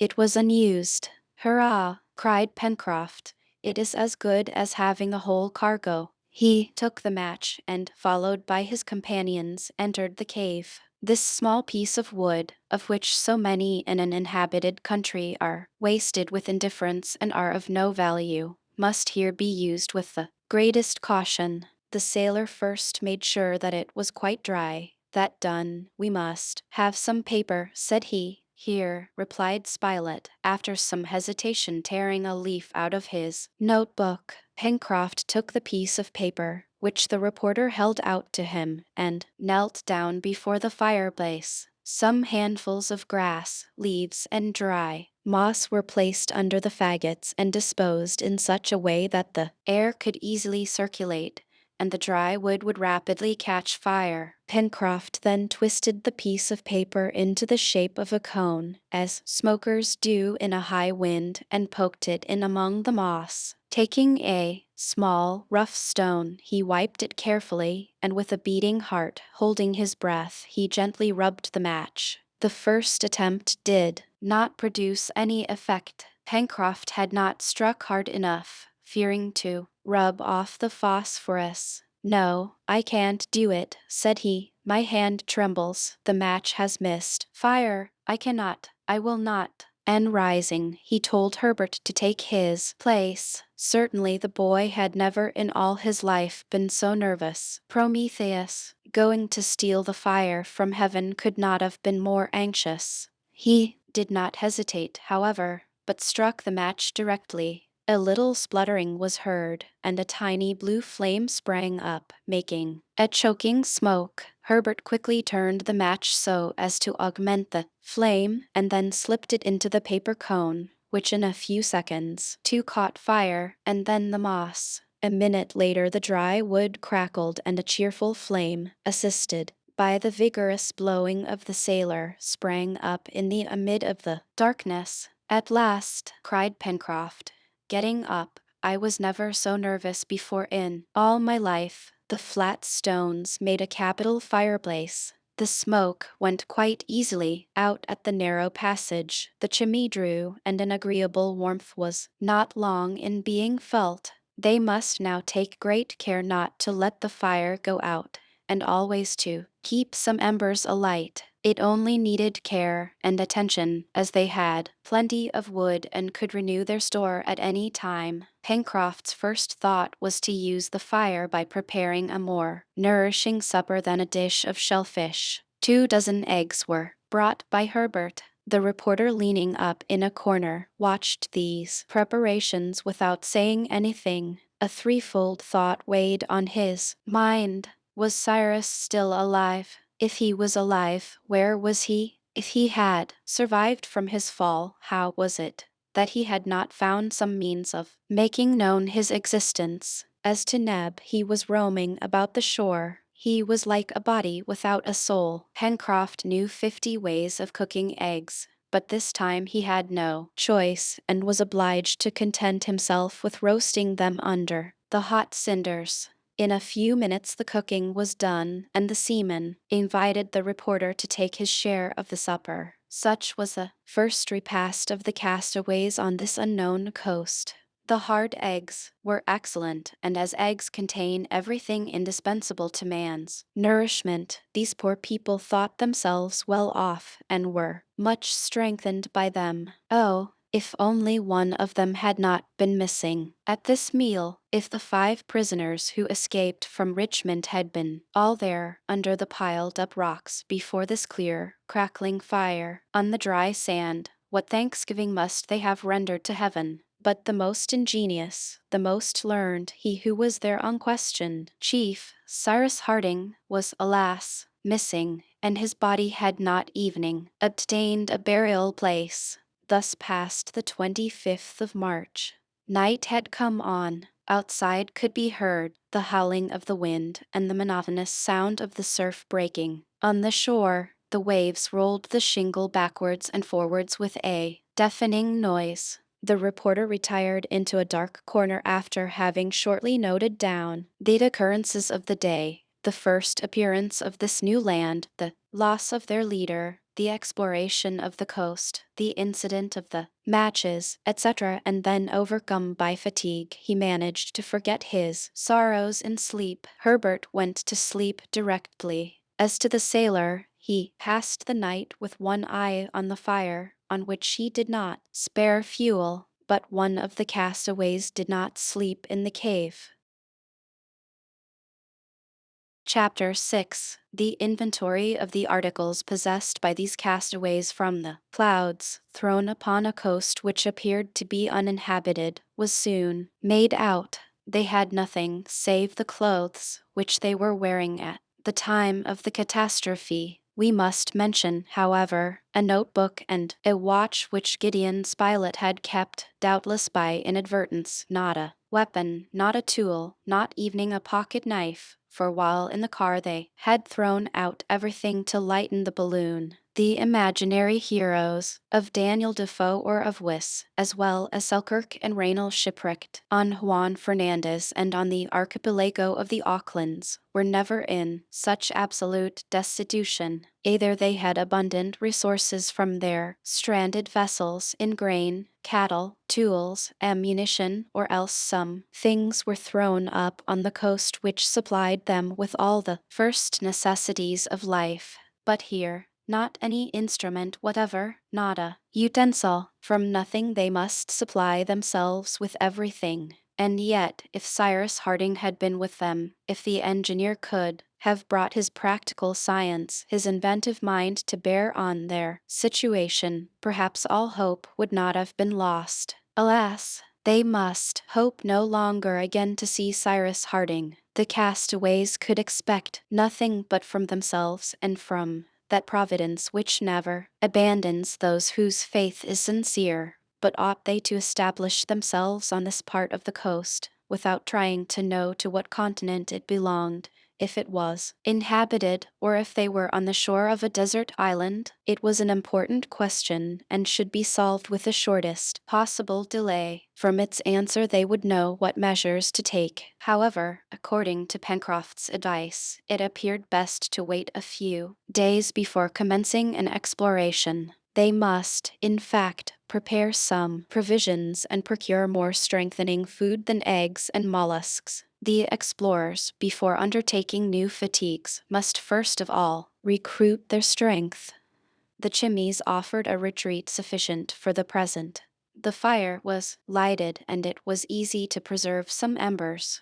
There were plenty of shellfish and eggs among the rocks and on the beach. It would be easy to kill a few of the pigeons, which were flying by hundreds about the summit of the plateau, either with sticks or stones. Perhaps the trees of the neighboring forest would supply them with eatable fruit. Lastly, the sweet water was there. It was accordingly settled that for a few days they would remain at the chimneys so as to prepare themselves for an expedition, either along the shore or into the interior of the country. This plan suited Neb particularly. As obstinate in his ideas as in his presentiments, he was in no haste to abandon this part of the coast, the scene of the catastrophe. He would not believe in the loss of Cyrus Harding. No, it did not seem to him possible that such a man had ended in this vulgar fashion, carried away by a wave, drowned in the floods a few hundred feet from a shore. As long as the waves had not cast up the body of the engineer, as long as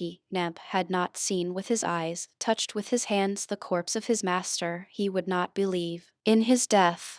And this idea rooted itself deeper than ever in his determined heart. An illusion perhaps, but still an illusion to be respected, and one which the sailor did not wish to destroy. As for him, he hoped no longer, but there was no use in arguing with Neb. He was like the dog, who will not leave the place where his master is buried, and his grief was such that most probably he would not survive him. This same morning, the 26th of March, at daybreak, Neb had set out on the shore in a northerly direction, and he had returned to the spot where the sea, no doubt, had closed over the unfortunate Harding. That day's breakfast was composed solely of pigeons' eggs and lithodomes. Herbert had found some salt deposited by evaporation in the hollows of the rocks, and this mineral was very welcome. The repast ended, Pencroft asked the reporter if he wished to accompany Herbert and himself to the forest, where they were going to try to hunt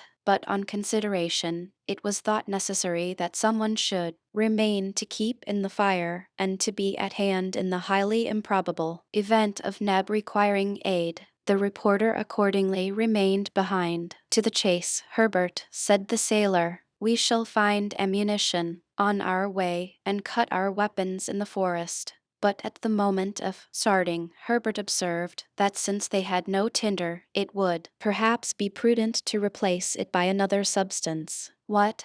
Asked Pencroft. Burnt linen, replied the boy. That could in case of need serve for tinder. The sailor thought it very sensible advice. Only it had the inconvenience of necessitating the sacrifice of a piece of handkerchief. Notwithstanding, the thing was well worth while trying, and a part of Pencroft's large checked handkerchief was soon reduced to the state of a half-burnt rag. This inflammable material was placed in the central chamber at the bottom of a little cavity in the rock, sheltered from all wind and damp. It was 9 o'clock in the morning.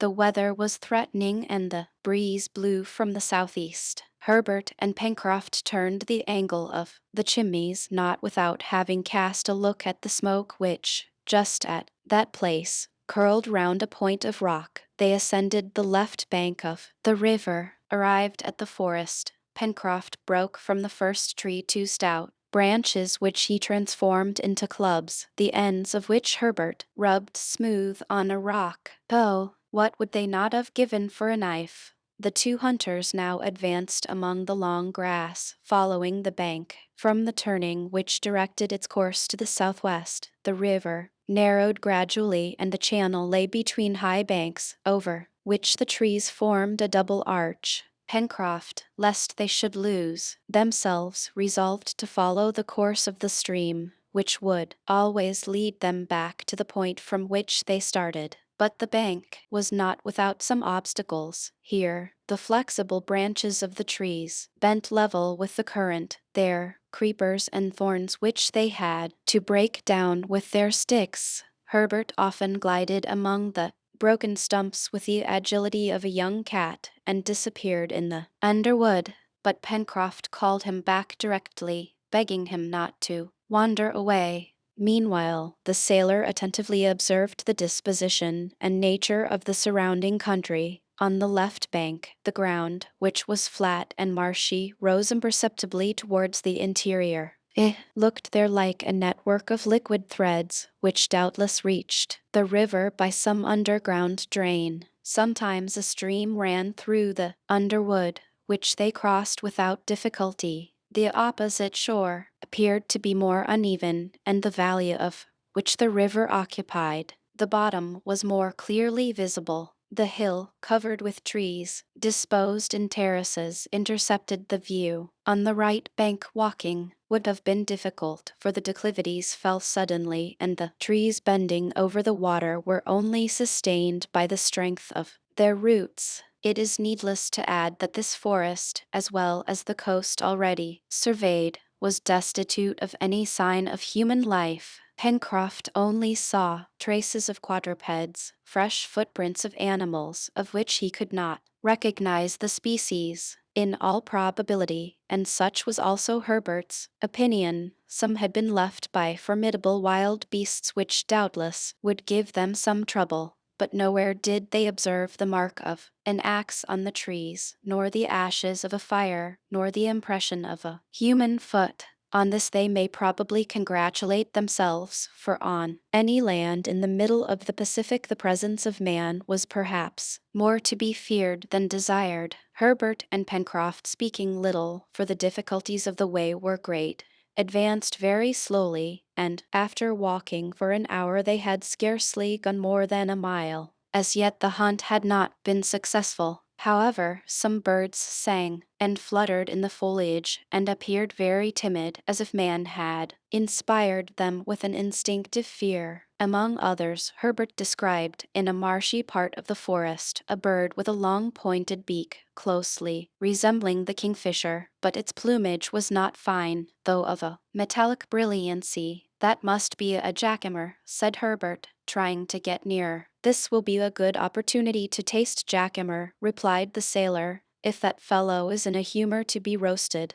Just then, a stone cleverly thrown by the boy struck the creature on the wing, but the blow did not disable it, and the jackhammer ran off and disappeared in an instant. "How clumsy I am!" cried Herbert. "No, no, my boy," replied the sailor. "The blow was well aimed. Many a one would have missed it altogether. Come, don't be vexed with yourself. We shall catch it another day." As the hunters advanced, the trees were found to be more scattered, many being magnificent, but none bore eatable fruit. Pencroft searched in vain for some of those precious palm trees which are employed in so many ways in domestic life, and which have been found as far as the 40th parallel in the northern hemisphere, and to the 35th only in the southern hemisphere. But this forest was only composed of coniferae, such as deodaras already recognized by Herbert, and Douglas pine, similar to those which grow on the northwest coast of America, and splendid firs, measuring 150 feet in height. At this moment a flock of birds of a small size and pretty plumage, with long glancing tails, dispersed themselves among the branches, strewing their feathers, which covered the ground as with fine down. Herbert picked up a few of these feathers, and after having examined them, "These are caracas," said he. "I should prefer a moorcock or guinea fowl," replied Pencroft. "Still, if they are good to eat." "They are good to eat, and also their flesh is very delicate," replied Herbert. "Besides, if I don't mistake, it is easy to approach and kill them with a stick."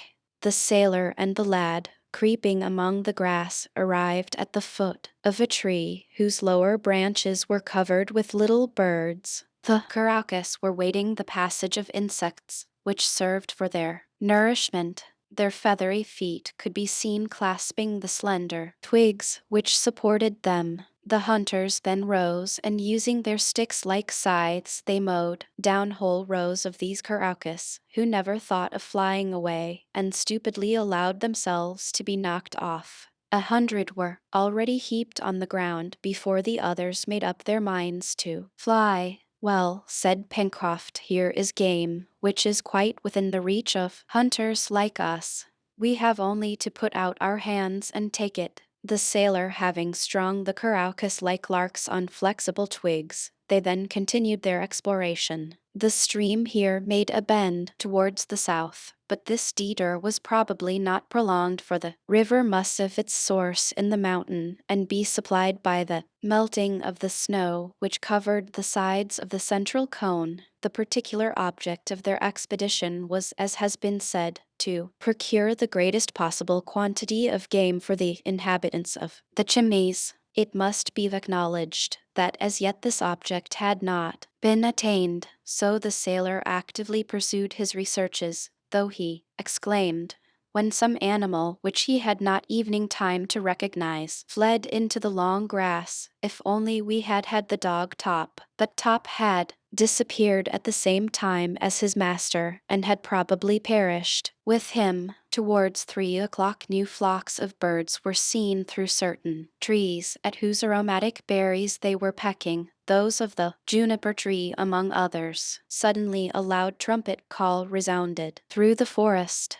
This strange and sonorous cry was produced by a game bird called grouse in the United States. They soon saw several couples, whose plumage was rich chestnut brown mottled with dark brown, and tail of the same color. Herbert recognized the males by the two wing-like appendages raised on the neck. Pencroft determined to get hold of at least one of these gallinaceae, which were as large as a fowl, and whose flesh is better than that of a pullet. But it was difficult, for they would not allow themselves to be approached. After several fruitless attempts, which resulted in nothing but scaring the grouse, the sailor said to the lad, "Decidedly, since we can't kill them on the wing, we must try to take them with a line." "Like a fish," cried Herbert, much surprised at the proposal. "Like a fish," replied the sailor quite seriously. Pencroft had found among the grass half a dozen grouse nests, each having 3 or 4 eggs. He took great care not to touch these nests, to which their proprietors would not fail to return. It was around these that he meant to stretch his lines, not snares, but real fishing lines. He took Herbert to some distance from the nests, and there prepared his singular apparatus with all the care which a disciple of Isaac Walton would have used. Herbert watched the work with great interest, though rather doubting its success. The lines were made of fine creepers fastened one to the other of the length of 15 or 20 feet, thick, strong thorns, the points bent back which were supplied from a dwarf acacia bush were fastened to the ends of the creepers by way of hooks. Large, red worms, which were crawling on the ground, furnished bait. This done, Pencroft, passing among the grass and concealing himself skillfully, placed the end of his lines armed with hooks near the grouse nests. Then he returned, took the other ends, and hid with Herbert behind a large tree. There they both waited patiently, though, it must be said, that Herbert did not reckon much on the success of the inventive Pencroft. A whole half-hour passed, but then, as the sailor had surmised, several couple of grouse returned to their nests. They walked along, pecking the ground and not suspecting in any way the presence of the hunters, who, besides, had taken care to place themselves to leeward of the gallinaceae. The lad felt at this moment highly interested. He held his breath, and Pencroft, his eyes staring, his mouth open, his lips advanced, as if about to taste a piece of grouse, scarcely breathed.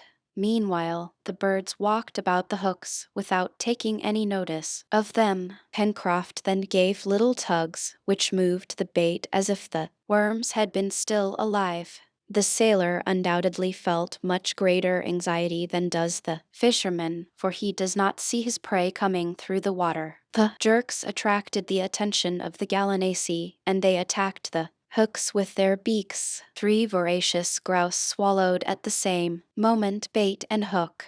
Suddenly, with a smart jerk, Pencroft struck his line, and a flapping of wings showed that the birds were taken. "Hurrah!" he cried, rushing towards the game, of which he made himself master in an instant. Herbert clapped his hands. It was the first time that he had ever seen birds taken with a line, but the sailor modestly confessed that it was not his first attempt, and that besides he could not claim the merit of invention. "And at any rate," added he, "situated as we are, we must hope to hit upon many other contrivances."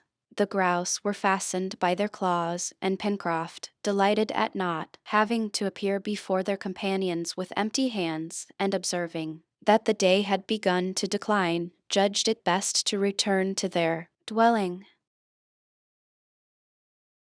Chapter 7. Gideon Spilett was standing motionless on the shore, his arms crossed, gazing over the sea, the horizon of which was lost towards the east in a thick black cloud which was spreading rapidly towards the zenith. The wind was already strong, and increased with the decline of day. The whole sky was of a threatening aspect, and the first symptoms of a violent storm were clearly visible. Herbert entered the Chimneys, and Pencroft went towards the reporter. The latter, deeply absorbed, did not see him approach. "We are going to have a dirty night, Mr. Spilett," said the sailor.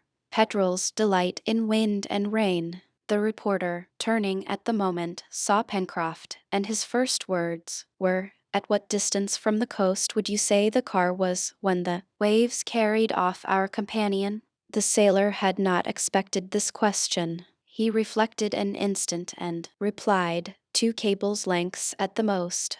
"But what is a cable's length?" asked Gideon Spilett. "About 120 fathoms, or 600 feet. "Then," said the reporter, "Cyrus Harding must have disappeared 1,200 feet at the most from the shore." "About that," replied Pencroft. "And his dog also?" "Also. What astonishes me," rejoined the reporter, "while admitting that our companion has perished, is that Top has also met his death, and that neither the body of the dog nor of his master has been cast on the shore." "It is not astonishing, with such a heavy sea," replied the sailor. Besides, it is possible that currents have carried them farther down the coast. Then, it is your opinion that our friend has perished in the waves? Again asked the reporter. That is my opinion, my own opinion, said Gideon Spilett. With due deference to your experience, Pencroft, is that in the double fact of the absolute disappearance of Cyrus and Top, living or dead, there is something unaccountable and unlikely. I wish I could think like you, Mr. Spilett, replied Pencroft.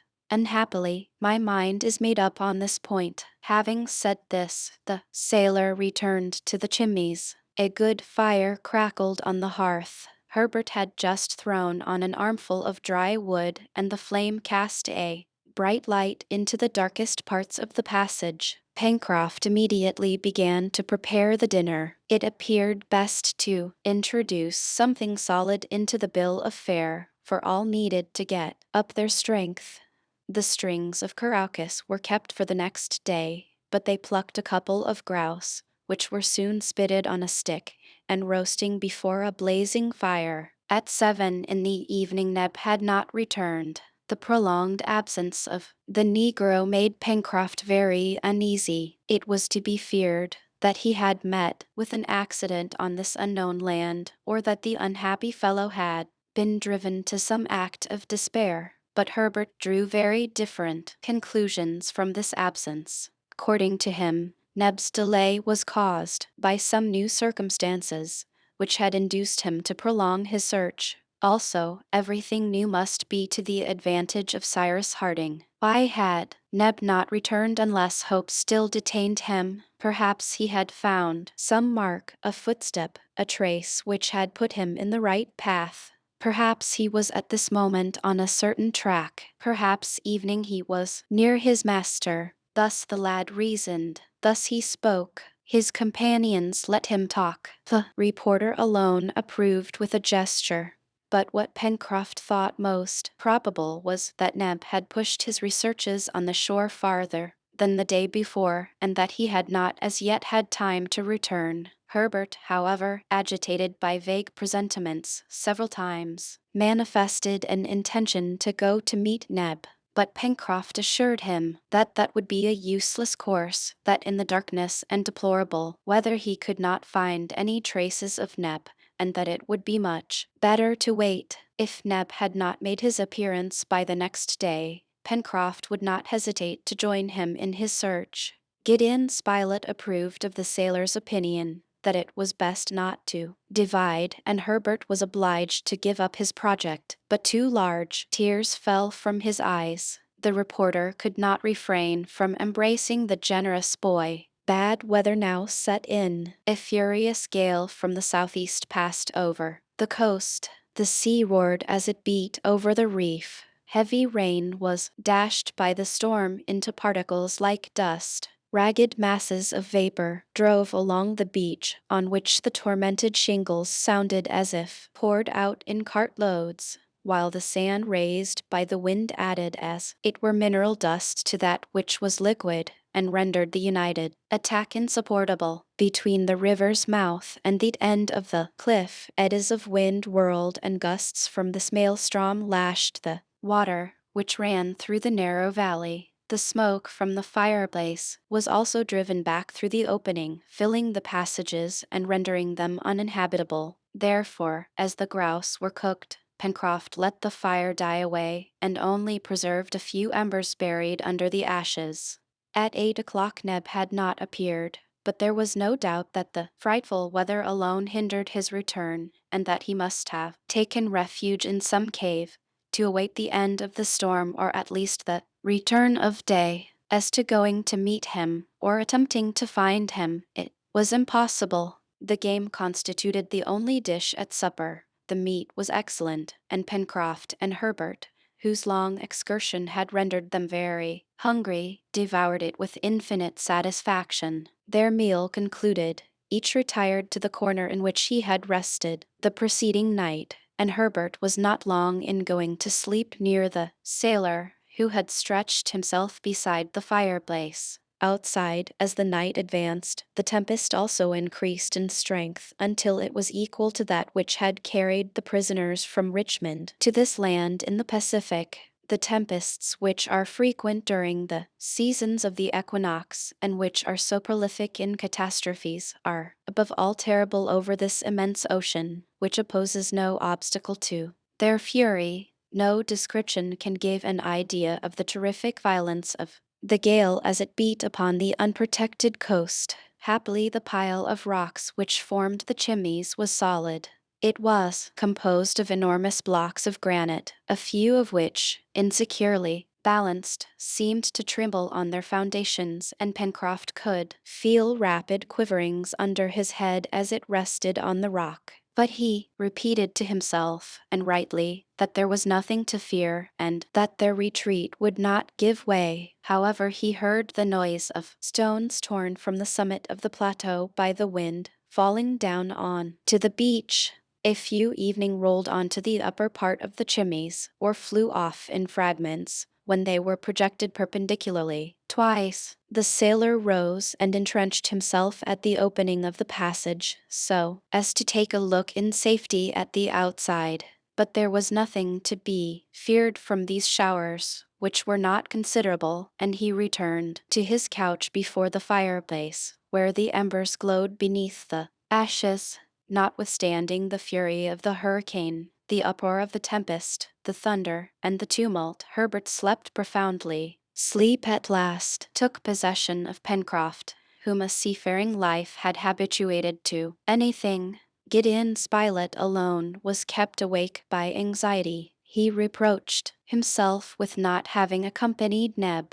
It was evident that he had not abandoned all hope. The presentiments which had troubled Herbert did not cease to agitate him also. His thoughts were concentrated on Neb. Why had Neb not returned? He tossed about on his sandy couch, scarcely giving a thought to the struggle of the elements. Now and then, his eyes, heavy with fatigue, closed for an instant, but some sudden thought reopened them almost immediately. Meanwhile the night advanced, and it was perhaps 2 hours from morning, when Pencroft, then sound asleep, was vigorously shaken. "What's the matter?"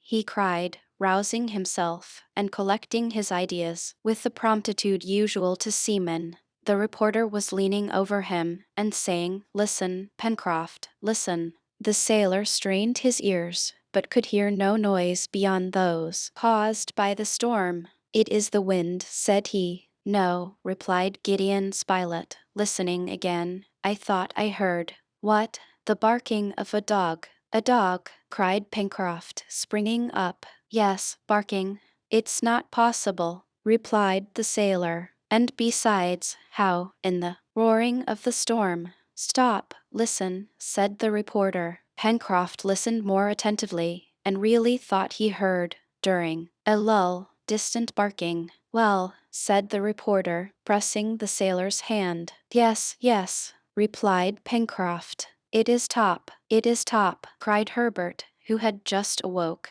and all three rushed towards the opening of the chimneys.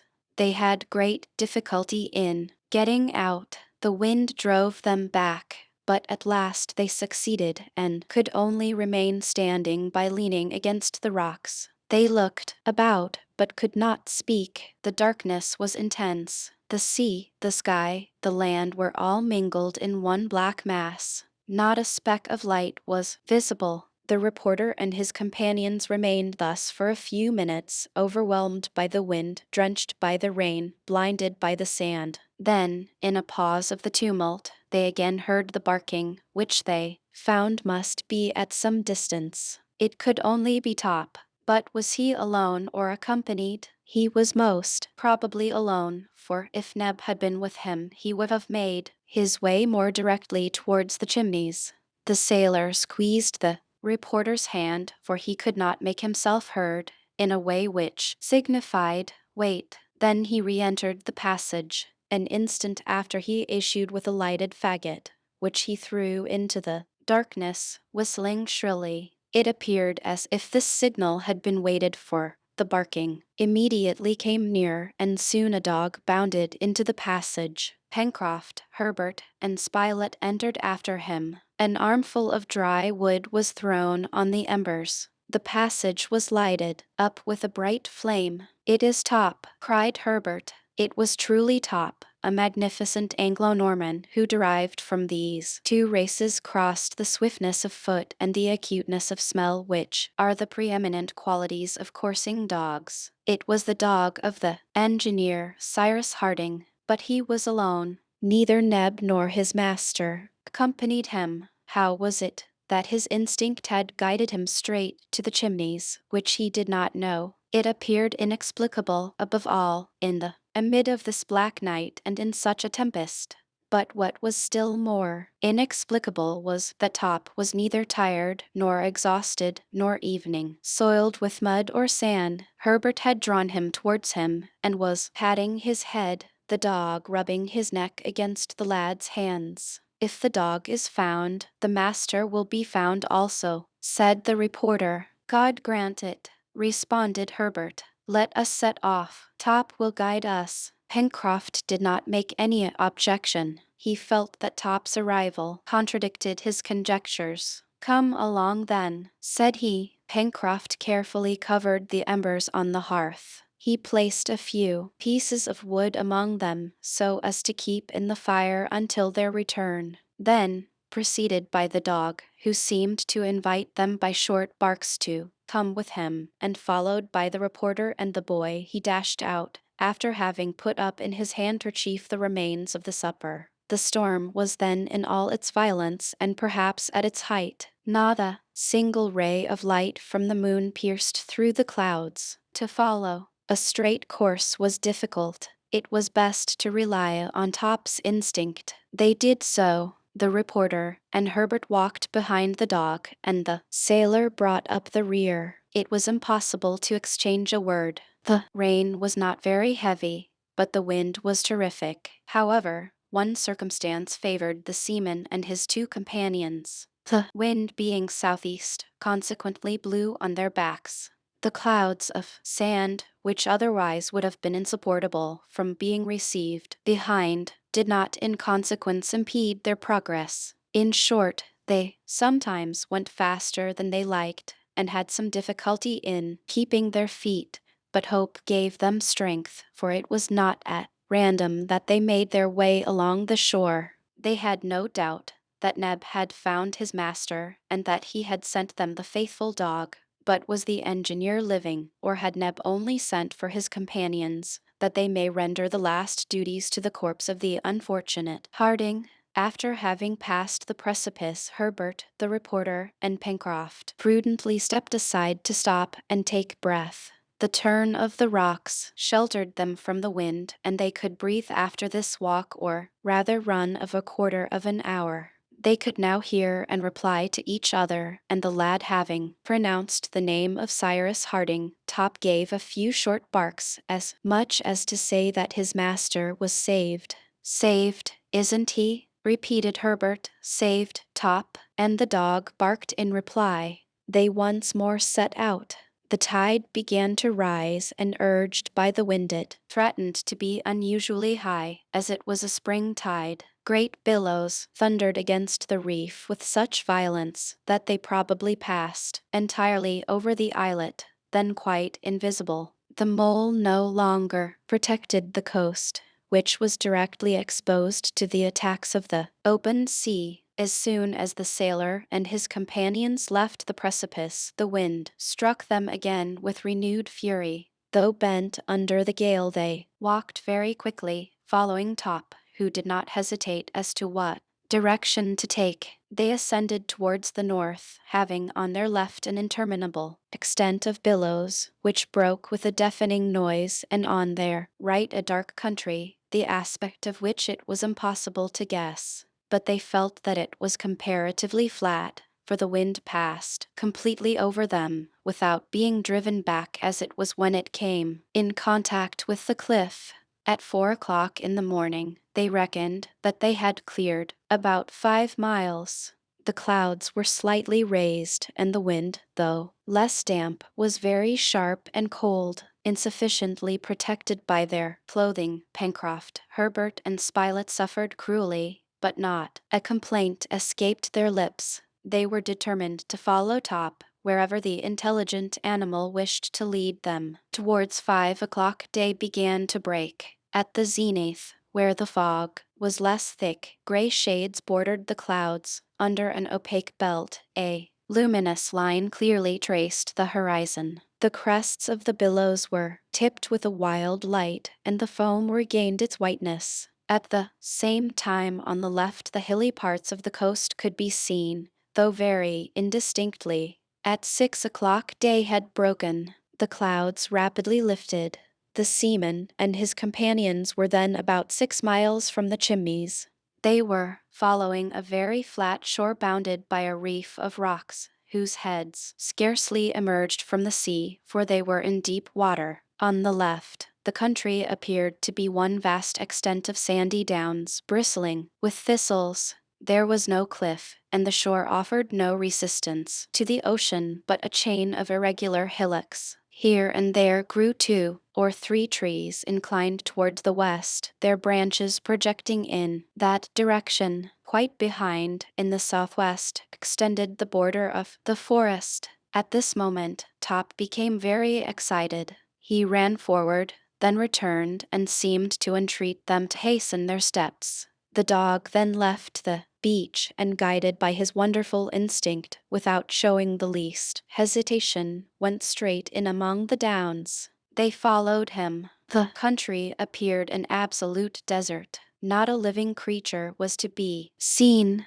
The downs, the extent of which was large, were composed of hillocks and evening of hills, very irregularly distributed. They resembled a Switzerland modeled in sand, and only an amazing instinct could have possibly recognized the way. 5 minutes after having left the beach, the reporter and his 2 companions arrived at a sort of excavation hollowed out at the back of a high mound. Their Top stopped and gave a loud, clear bark. Spilett, Herbert, and Pencroft dashed into the cave. Neb was there, kneeling beside a body extended on a bed of grass.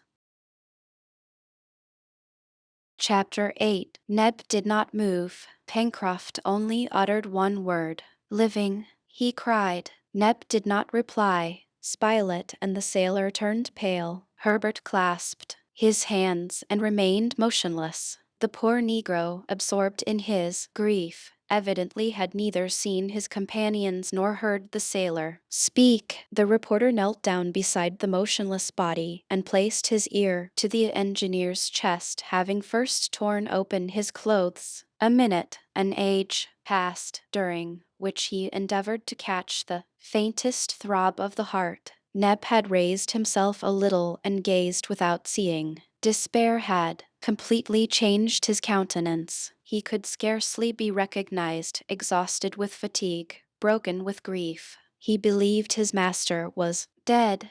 Gideon Spilett at last rose, after a long and attentive examination. "He lives," said he. Pencroft knelt in his turn beside the engineer. He also heard a throbbing, and Evening felt a slight breath on his cheek. Herbert, at a word from the reporter, ran out to look for water. He found, 100 feet off, a limpid stream, which seemed to have been greatly increased by the rains, and which filtered through the sand, but nothing in which to put the water, not even a shell among the downs. The lad was obliged to content himself with dipping his handkerchief in the stream, and with it hastened back to the grotto. Happily the wet handkerchief was enough for Gideon Spilett, who only wished to wet the engineer's lips. The cold water produced an almost immediate effect. His chest heaved and he seemed to try to speak. "We will save him," exclaimed the reporter. At these words hope revived in Neb's heart. He undressed his master to see if he was wounded, but not so much as a bruise was to be found either on the head, body, or limbs, which was surprising, as he must have been dashed against the rocks. Even the hands were uninjured, and it was difficult to explain how the engineer showed no traces of the efforts which he must have made to get out of reach of the breakers. But the explanation would come later. When Cyrus was able to speak, he would say what had happened. For the present, the question was how to recall him to life, and it appeared likely that rubbing would bring this about. So they set to work with the sailor's jersey. The engineer, revived by this rude shampooing, moved his arm slightly and began to breathe more regularly. He was sinking from exhaustion, and certainly had not the reporter and his companions arrived, it would have been all over with Cyrus Harding. "You thought your master was dead, didn't you?" said the seaman to Neb. "Yes, quite dead," replied Neb, "and if Top had not found you and brought you here, I should have buried my master and then have lain down on his grave to die." It had truly been a narrow escape for Cyrus Harding. Neb then recounted what had happened. The day before, after having left the Chimneys at daybreak, he had ascended the coast in a northerly direction and had reached that part of the shore which he had already visited.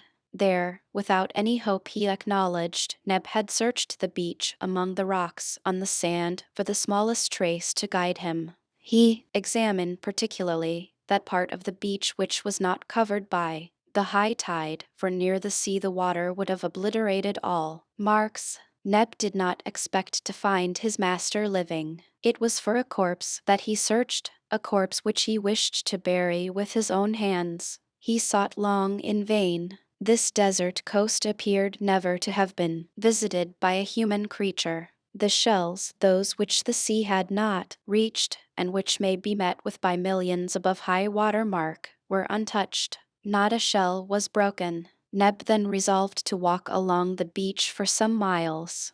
It was possible that the waves had carried the body to quite a distant point. When a corpse floats a little distance from a low shore, it rarely happens that the tide does not throw it up sooner or later. This Neb knew, and he wished to see his master again for the last time. I went along the coast for another 2 miles, carefully examining the beach, both at high and low water, and I had despaired of finding anything when yesterday, above 5 in the evening, I saw footprints on the sand. "Footprints!" exclaimed Pencroft. "Yes," replied Neb.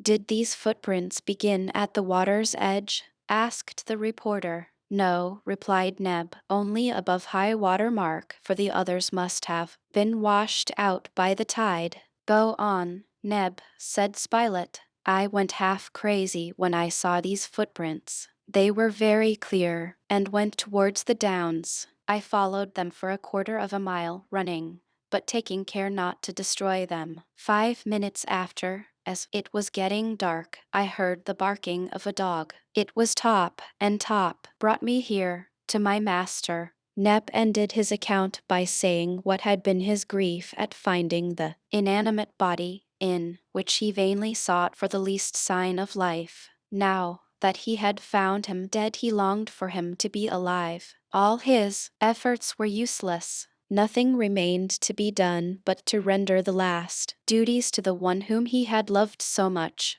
Neb then thought of his companions. They, no doubt, would wish to see the unfortunate man again. Top was there. Could he not rely on the sagacity of the faithful animal? Neb several times pronounced the name of the reporter, the one among his companions whom Top knew best. Then he pointed to the south, and the dog bounded off in the direction indicated to him. We have heard how, guided by an instinct which may be looked upon almost as supernatural, Top had found them. Neb's companions had listened with great attention to this account. It was unaccountable to them how Cyrus Harding, after the efforts which he must have made to escape from the waves by crossing the rocks, had not received even a scratch. And what could not be explained either was how the engineer had managed to get to this cave in the downs more than a mile from the shore. "So, Neb," said the reporter, "it was not you who brought your master to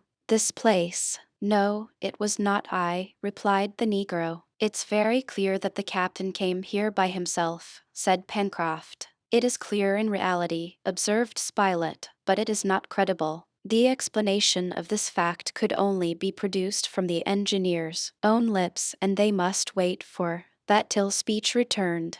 rubbing hat re-established the circulation of the blood. Cyrus Harding moved his arm again, then his head, and a few incomprehensible words escaped him. Neb, who was bending over him, spoke, but the engineer did not appear to hear, and his eyes remained closed. Life was only exhibited in him by movement. His senses had not as yet been restored. Pencroft much regretted not having either fire or the means of procuring it, for he had, unfortunately, forgotten to bring the burnt linen, which would easily have ignited from the sparks produced by striking together two flints. As to the engineer's pockets, they were entirely empty except that of his waistcoat, which contained his watch. It was necessary to carry Harding to the Chimneys, and that as soon as possible. This was the opinion of all. Meanwhile, the care which was lavished on the engineer brought him back to consciousness sooner than they could have expected. The water with which they wetted his lips revived him gradually. Pencroft also thought of mixing with the water some moisture from the titra's flesh, which he had brought. Herbert ran to the beach and returned with two large bivalve shells. The sailor concocted something which he introduced between the lips of the engineer, who, eagerly drinking it, opened his eyes. Neb and the reporter were leaning over him. My master, cried Neb. The engineer heard him. He recognized Neb and Spilett, then his other two companions, and his hand slightly pressed theirs. A few words again escaped him, which showed what thoughts were. Evening. Then, troubling his brain, this time he was understood. Undoubtedly they were the same words he had before attempted to utter. Island or continent? He murmured. Bother the continent, cried Pencroft hastily. There is time enough to see about that, Captain. We don't care for anything, provided you are living. The engineer nodded faintly and then appeased to sleep. They respected this sleep, and the reporter began immediately to make arrangements for transporting Harding to a more comfortable place. Neb, Herbert, and Pencroft left the cave and directed their steps towards a high mound crowned with a few distorted trees. On the way the sailor could not help repeating, island or continent, to think of that, when at one's last gasp, what a man! Arrived at the summit of the mound, Pencroft and his two companions set to work, with no other tools than their hands, to despoil of its principal branches a rather sickly tree, a sort of marine fir. With these branches they made a litter on which, covered with grass and leaves, they could carry the engineer. This occupied them nearly 40 minutes, and it was 10 o'clock when they returned to Cyrus Harding, whom Spilett had not left. The engineer was just awaking from the sleep, or rather from the drowsiness, in which they had found him. The color was returning to his cheeks, which till now had been as pale as death. He raised himself a little, looked around him, and appeared to ask where he was. Can you listen to me without fatigue, Cyrus? Asked the reporter. Yes, replied the engineer. It's my opinion, said the sailor, that Captain Harding will be able to listen to you still better if he will have some more grouse jelly, for we have grouse, Captain, added he, presenting him with a little of this jelly, to which he this time added some of the flesh. Cyrus Harding ate a little of the grouse, and the rest was divided among his companions, who found it but a meagre breakfast, for they were suffering extremely from hunger. Well, said the sailor, there is plenty of food at the Chimneys, for you must know, Captain, that down there in the south we have a house with rooms, beds, and fireplace, and in the pantry several dozen of birds, which our Herbert calls caraucus. Your litter is ready, and as soon as you feel strong enough we will carry you home. Thanks, my friend, replied the engineer. Wait another hour or two, and then we will set out. And now speak, Spilett. The reporter then told him all that had occurred. He recounted all the events with which Cyrus was unacquainted, the last fall of the balloon, the landing on this unknown land, which appeared a desert whatever it was, whether island or continent, the the discovery of the chimneys, the search for him, not forgetting of course Neb's devotion, the intelligence exhibited by the faithful Top, as well as many other matters. But, asked Harding, in a still feeble voice, you did not, then, pick me up on the beach? No, replied the reporter. And did you not bring me to this cave? No. At what distance is this cave from the sea? About a mile, replied Pencroft. And if you are astonished, Captain, we are not less surprised ourselves at seeing you in this place. Truly, said the engineer, who was recovering gradually, and who took great interest in these details. Truly it is very singular. But, resumed the sailor, can you tell us what happened after you were carried off by the sea? Cyrus Harding considered. He knew very little. The wave had torn him from the balloon net. He sank at first several fathoms. On returning to the surface, in the half-light, he felt a living creature struggling near him. It was Top, who had sprung to his help. He saw nothing of the balloon, which, lightened both of his weight and that of the dog, had darted away like an arrow. There he was in the amid of the angry sea, at a distance which could not be less than half a mile from the shore. He attempted to struggle against the billows by swimming vigorously. Top held him up by his clothes, but a strong current seized him and drove him towards the north, and after half an hour of exertion he sank, dragging Top with him into the depths. From that moment to the moment in which he recovered to find himself in the arms of his friends he remembered nothing. However, remarked Pencroft, you must have been thrown onto the beach, and you must have had strength to walk here, since Neb found your footmarks. Yes, of course, replied the engineer thoughtfully. And you found no traces of human beings on this coast? Not a trace, replied the reporter. Besides, if by chance you had met with some deliverer there, just in the nick of time, why should he have abandoned you after having saved you from the waves? You are right, my dear Spilett. Tell me, Neb, added the engineer, turning to his servant, it was not you who you can't have had a moment of unconsciousness during which no, that's absurd, do any of the footsteps still remain? Asked Harding. Yes, master, replied Neb, here, at the entrance, at the back of the mound, in a place sheltered from the rain and wind. The storm has destroyed the others. Pencroft, said Cyrus Harding, will you take my shoe and see if it fits exactly to the footprints? The sailor did as the engineer requested, while he and Herbert, guided by Neb, went to the place where the footprints were to be found. Cyrus remarked to the reporter, it is a most extraordinary thing, perfectly inexplicable, replied Gideon Spilett. But do not dwell upon it just now, my dear Spilett. We will talk about it by and by. A moment after the others entered.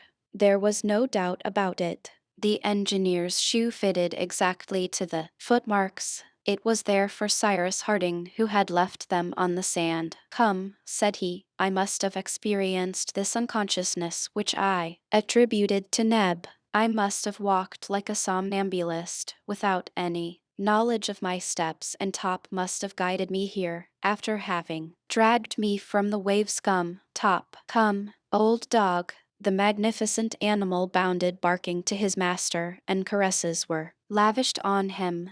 It was agreed that there was no other way of accounting for the rescue of Cyrus Harding, and that Top deserved all the honor of the affair. Towards 12 o'clock, Pencroft having asked the engineer if they could now remove him, Harding, instead of replying, and by an effort which exhibited the most energetic will, got up, but he was obliged to lean on the sailor, or he would have fallen. Well done, cried Pencroft. Bring the captain's litter. The litter was brought. The transverse branches had been covered with leaves and long grass. Harding was laid on it, and Pencroft having taken his place at one end and Neb at the other, they started towards the coast. There was a distance of 8 miles to be accomplished, but as they could not go fast, and it would perhaps be necessary to stop frequently, they reckoned that it would take at least 6 hours to reach the Chimneys. The wind was still strong, but fortunately it did not rain. Although lying down, the engineer, leaning on his elbow, observed the coast, particularly inland.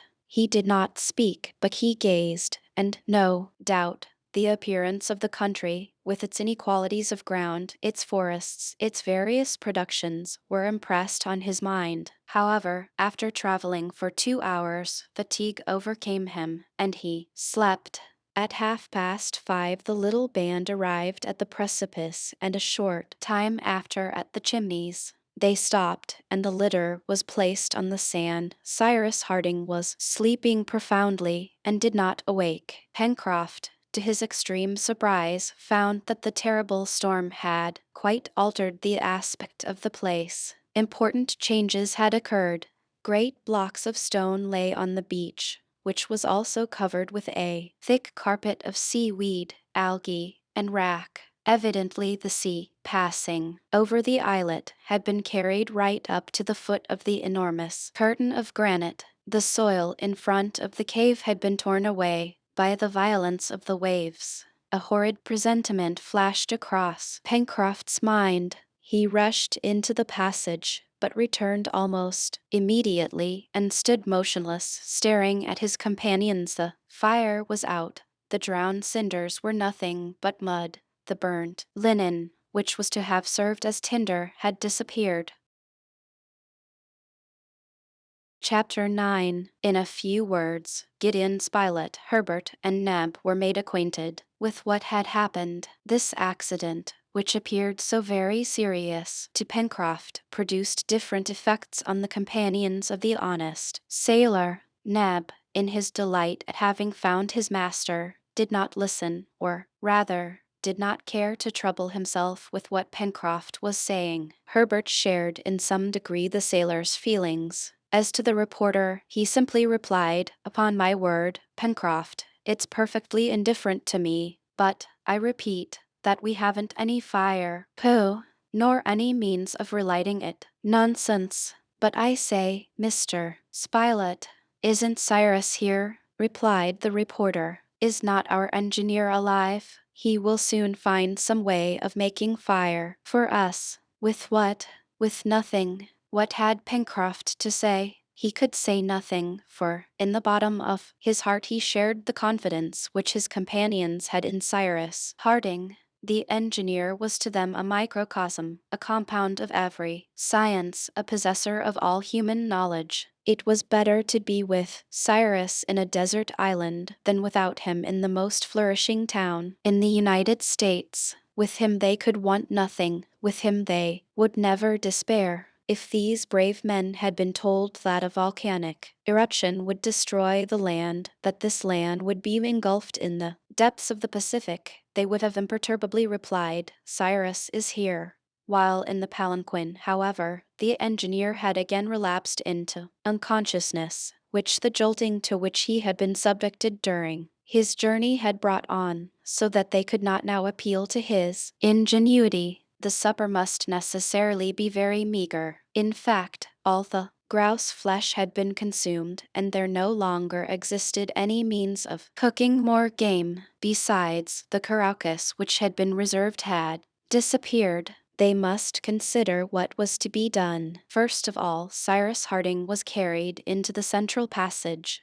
There, they managed to arrange for him a couch of seaweed, which still remained almost dry. The deep sleep which had overpowered him would no doubt be more beneficial to him than any nourishment. Night had closed in, and the temperature, which had modified when the wind shifted to the northwest, again became extremely cold. Also, the sea having destroyed the partitions which Pencroft had put up in certain places in the passages, the chimneys, on account of the draughts, had become scarcely habitable. The engineer's condition would, therefore, have been bad enough, if his companions had not carefully covered him with their coats and waistcoats. Supper, this evening, was of course composed of the inevitable lithodomes, of which Herbert and Neb picked up a plentiful supply on the beach. However, to these mollusks, the lad added some edible seaweed, which he gathered on high rocks whose sides were only washed by the sea. At the time of high tides,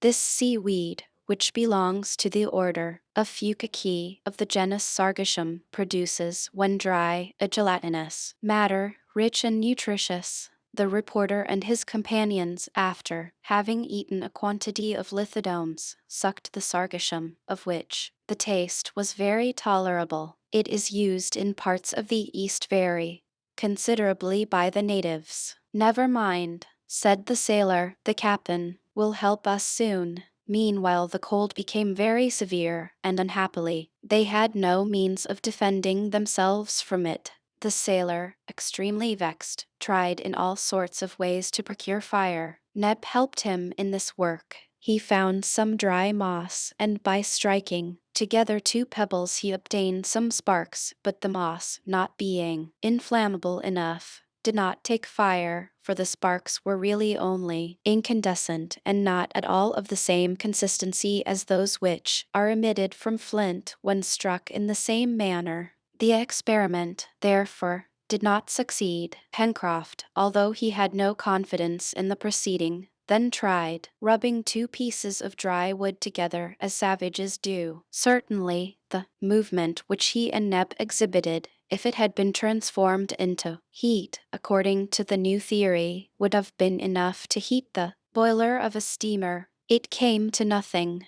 The bits of wood became hot, to be sure, but much less so than the operators themselves. After working an hour, Pencroft, who was in a complete state of perspiration, threw down the pieces of wood in disgust. "I can never be made to believe that savages light their fires in this way, let them say what they will," he exclaimed. "I could sooner light my arms by rubbing them against each other."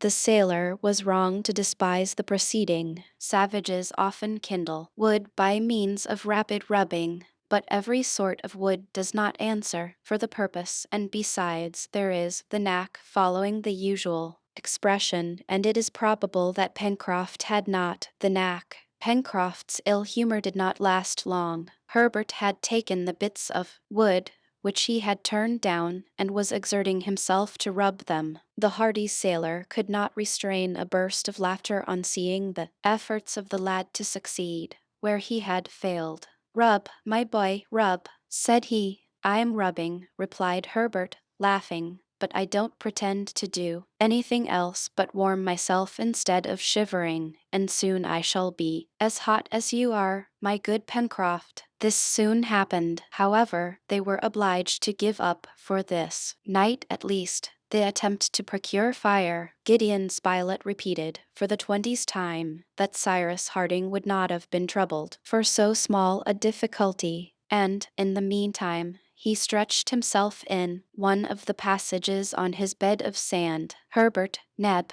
and Pencroft did the same, while Top slept at his master's feet. Next day, the 28th of March, when the engineer awoke about 8 in the morning, he saw his companions around him watching his sleep, and as on the day before, his first words were, "Island or continent?" This was his uppermost thought. "Well," replied Pencroft, "we don't know anything about it, Captain." "You don't know yet? But we shall know," rejoined Pencroft, "when you have guided us into the country." "I think I am able to try it," replied the engineer, who, without much effort, rose and stood upright. "That's capital!" cried the sailor. "I feel dreadfully weak," replied Harding. "Give me something to eat, my friends, and it will soon go off. You have fire, haven't you?" This question was not immediately replied to, but in a few seconds. "Alas, we have no fire," said Pencroft, "or rather, Captain, we have it no longer."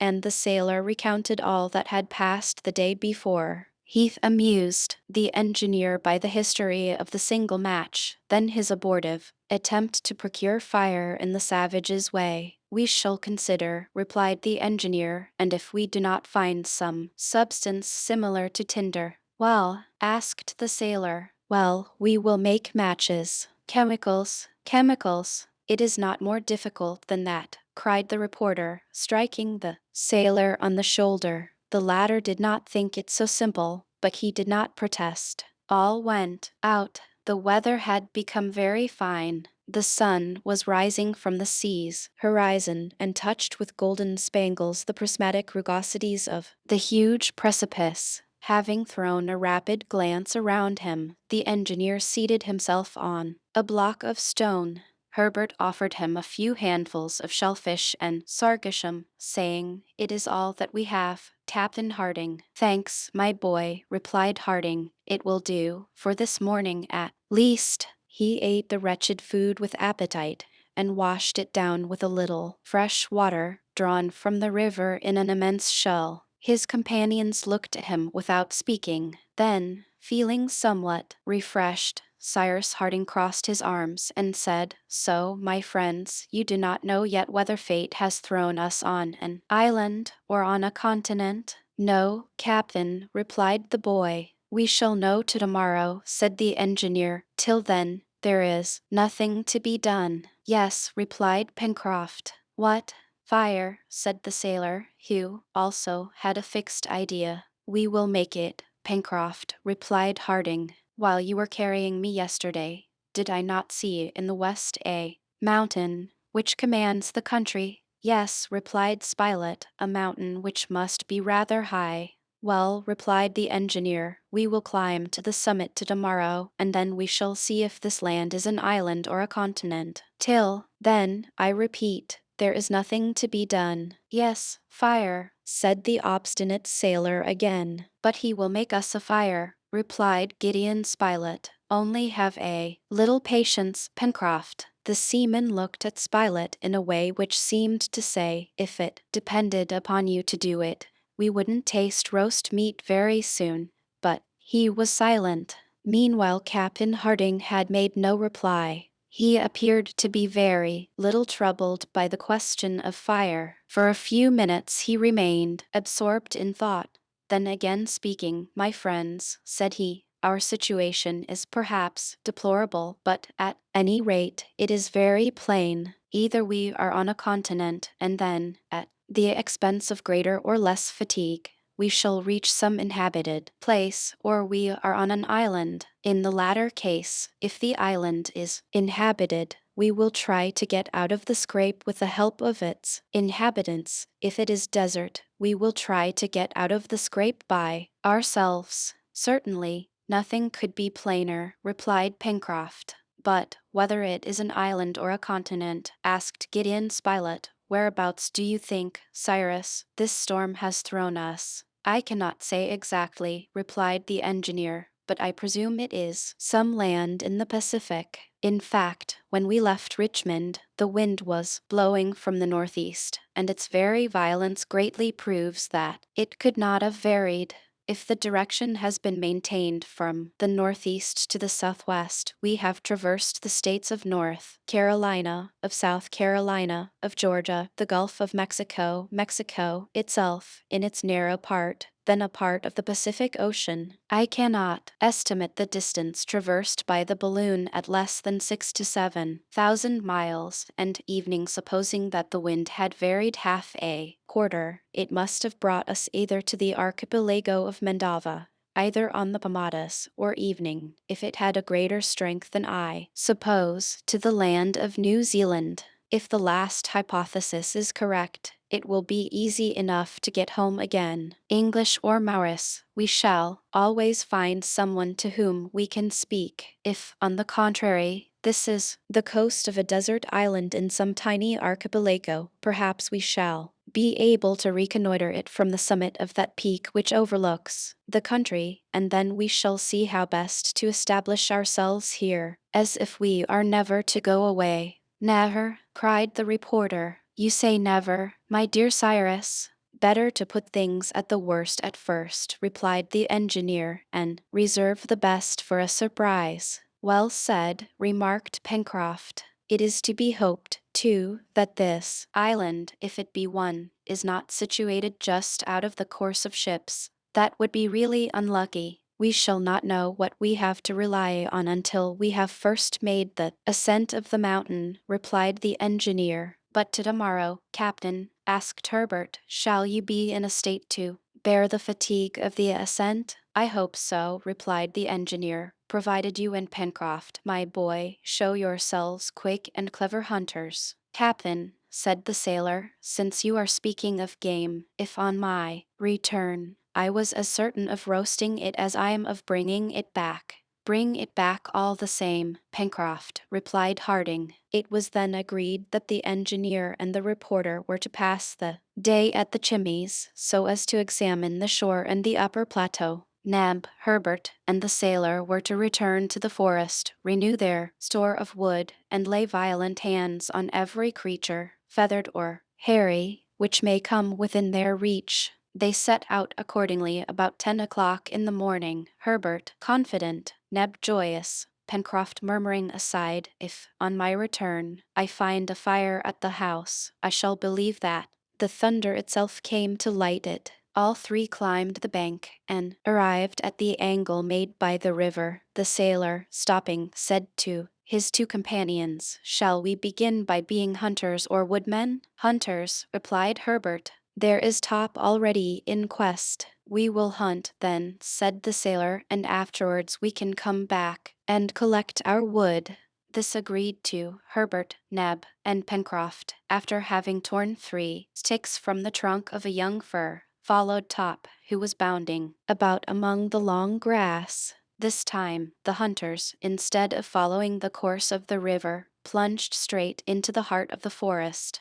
There were still the same trees, belonging, for the most part, to the pine family. In certain places, less crowded, growing in clumps, these pines exhibited considerable dimensions and appeared to indicate, by their development, that the country was situated in a higher latitude than the engineer had supposed. Glades bristling with stumps worn away by time were covered with dry wood, which formed an inexhaustible store of fuel. Then, the glade passed, the underwood thickened again and became almost impenetrable. It was difficult enough to find the way among the groups of trees, without any beaten track, so the sailor from time to time broke off branches which may be easily recognized. But perhaps he was wrong not to follow the watercourse, as he and Herbert had done on their first excursion, for after walking an hour not a creature had shown itself. Top, running under the branches, only roused birds which could not be approached.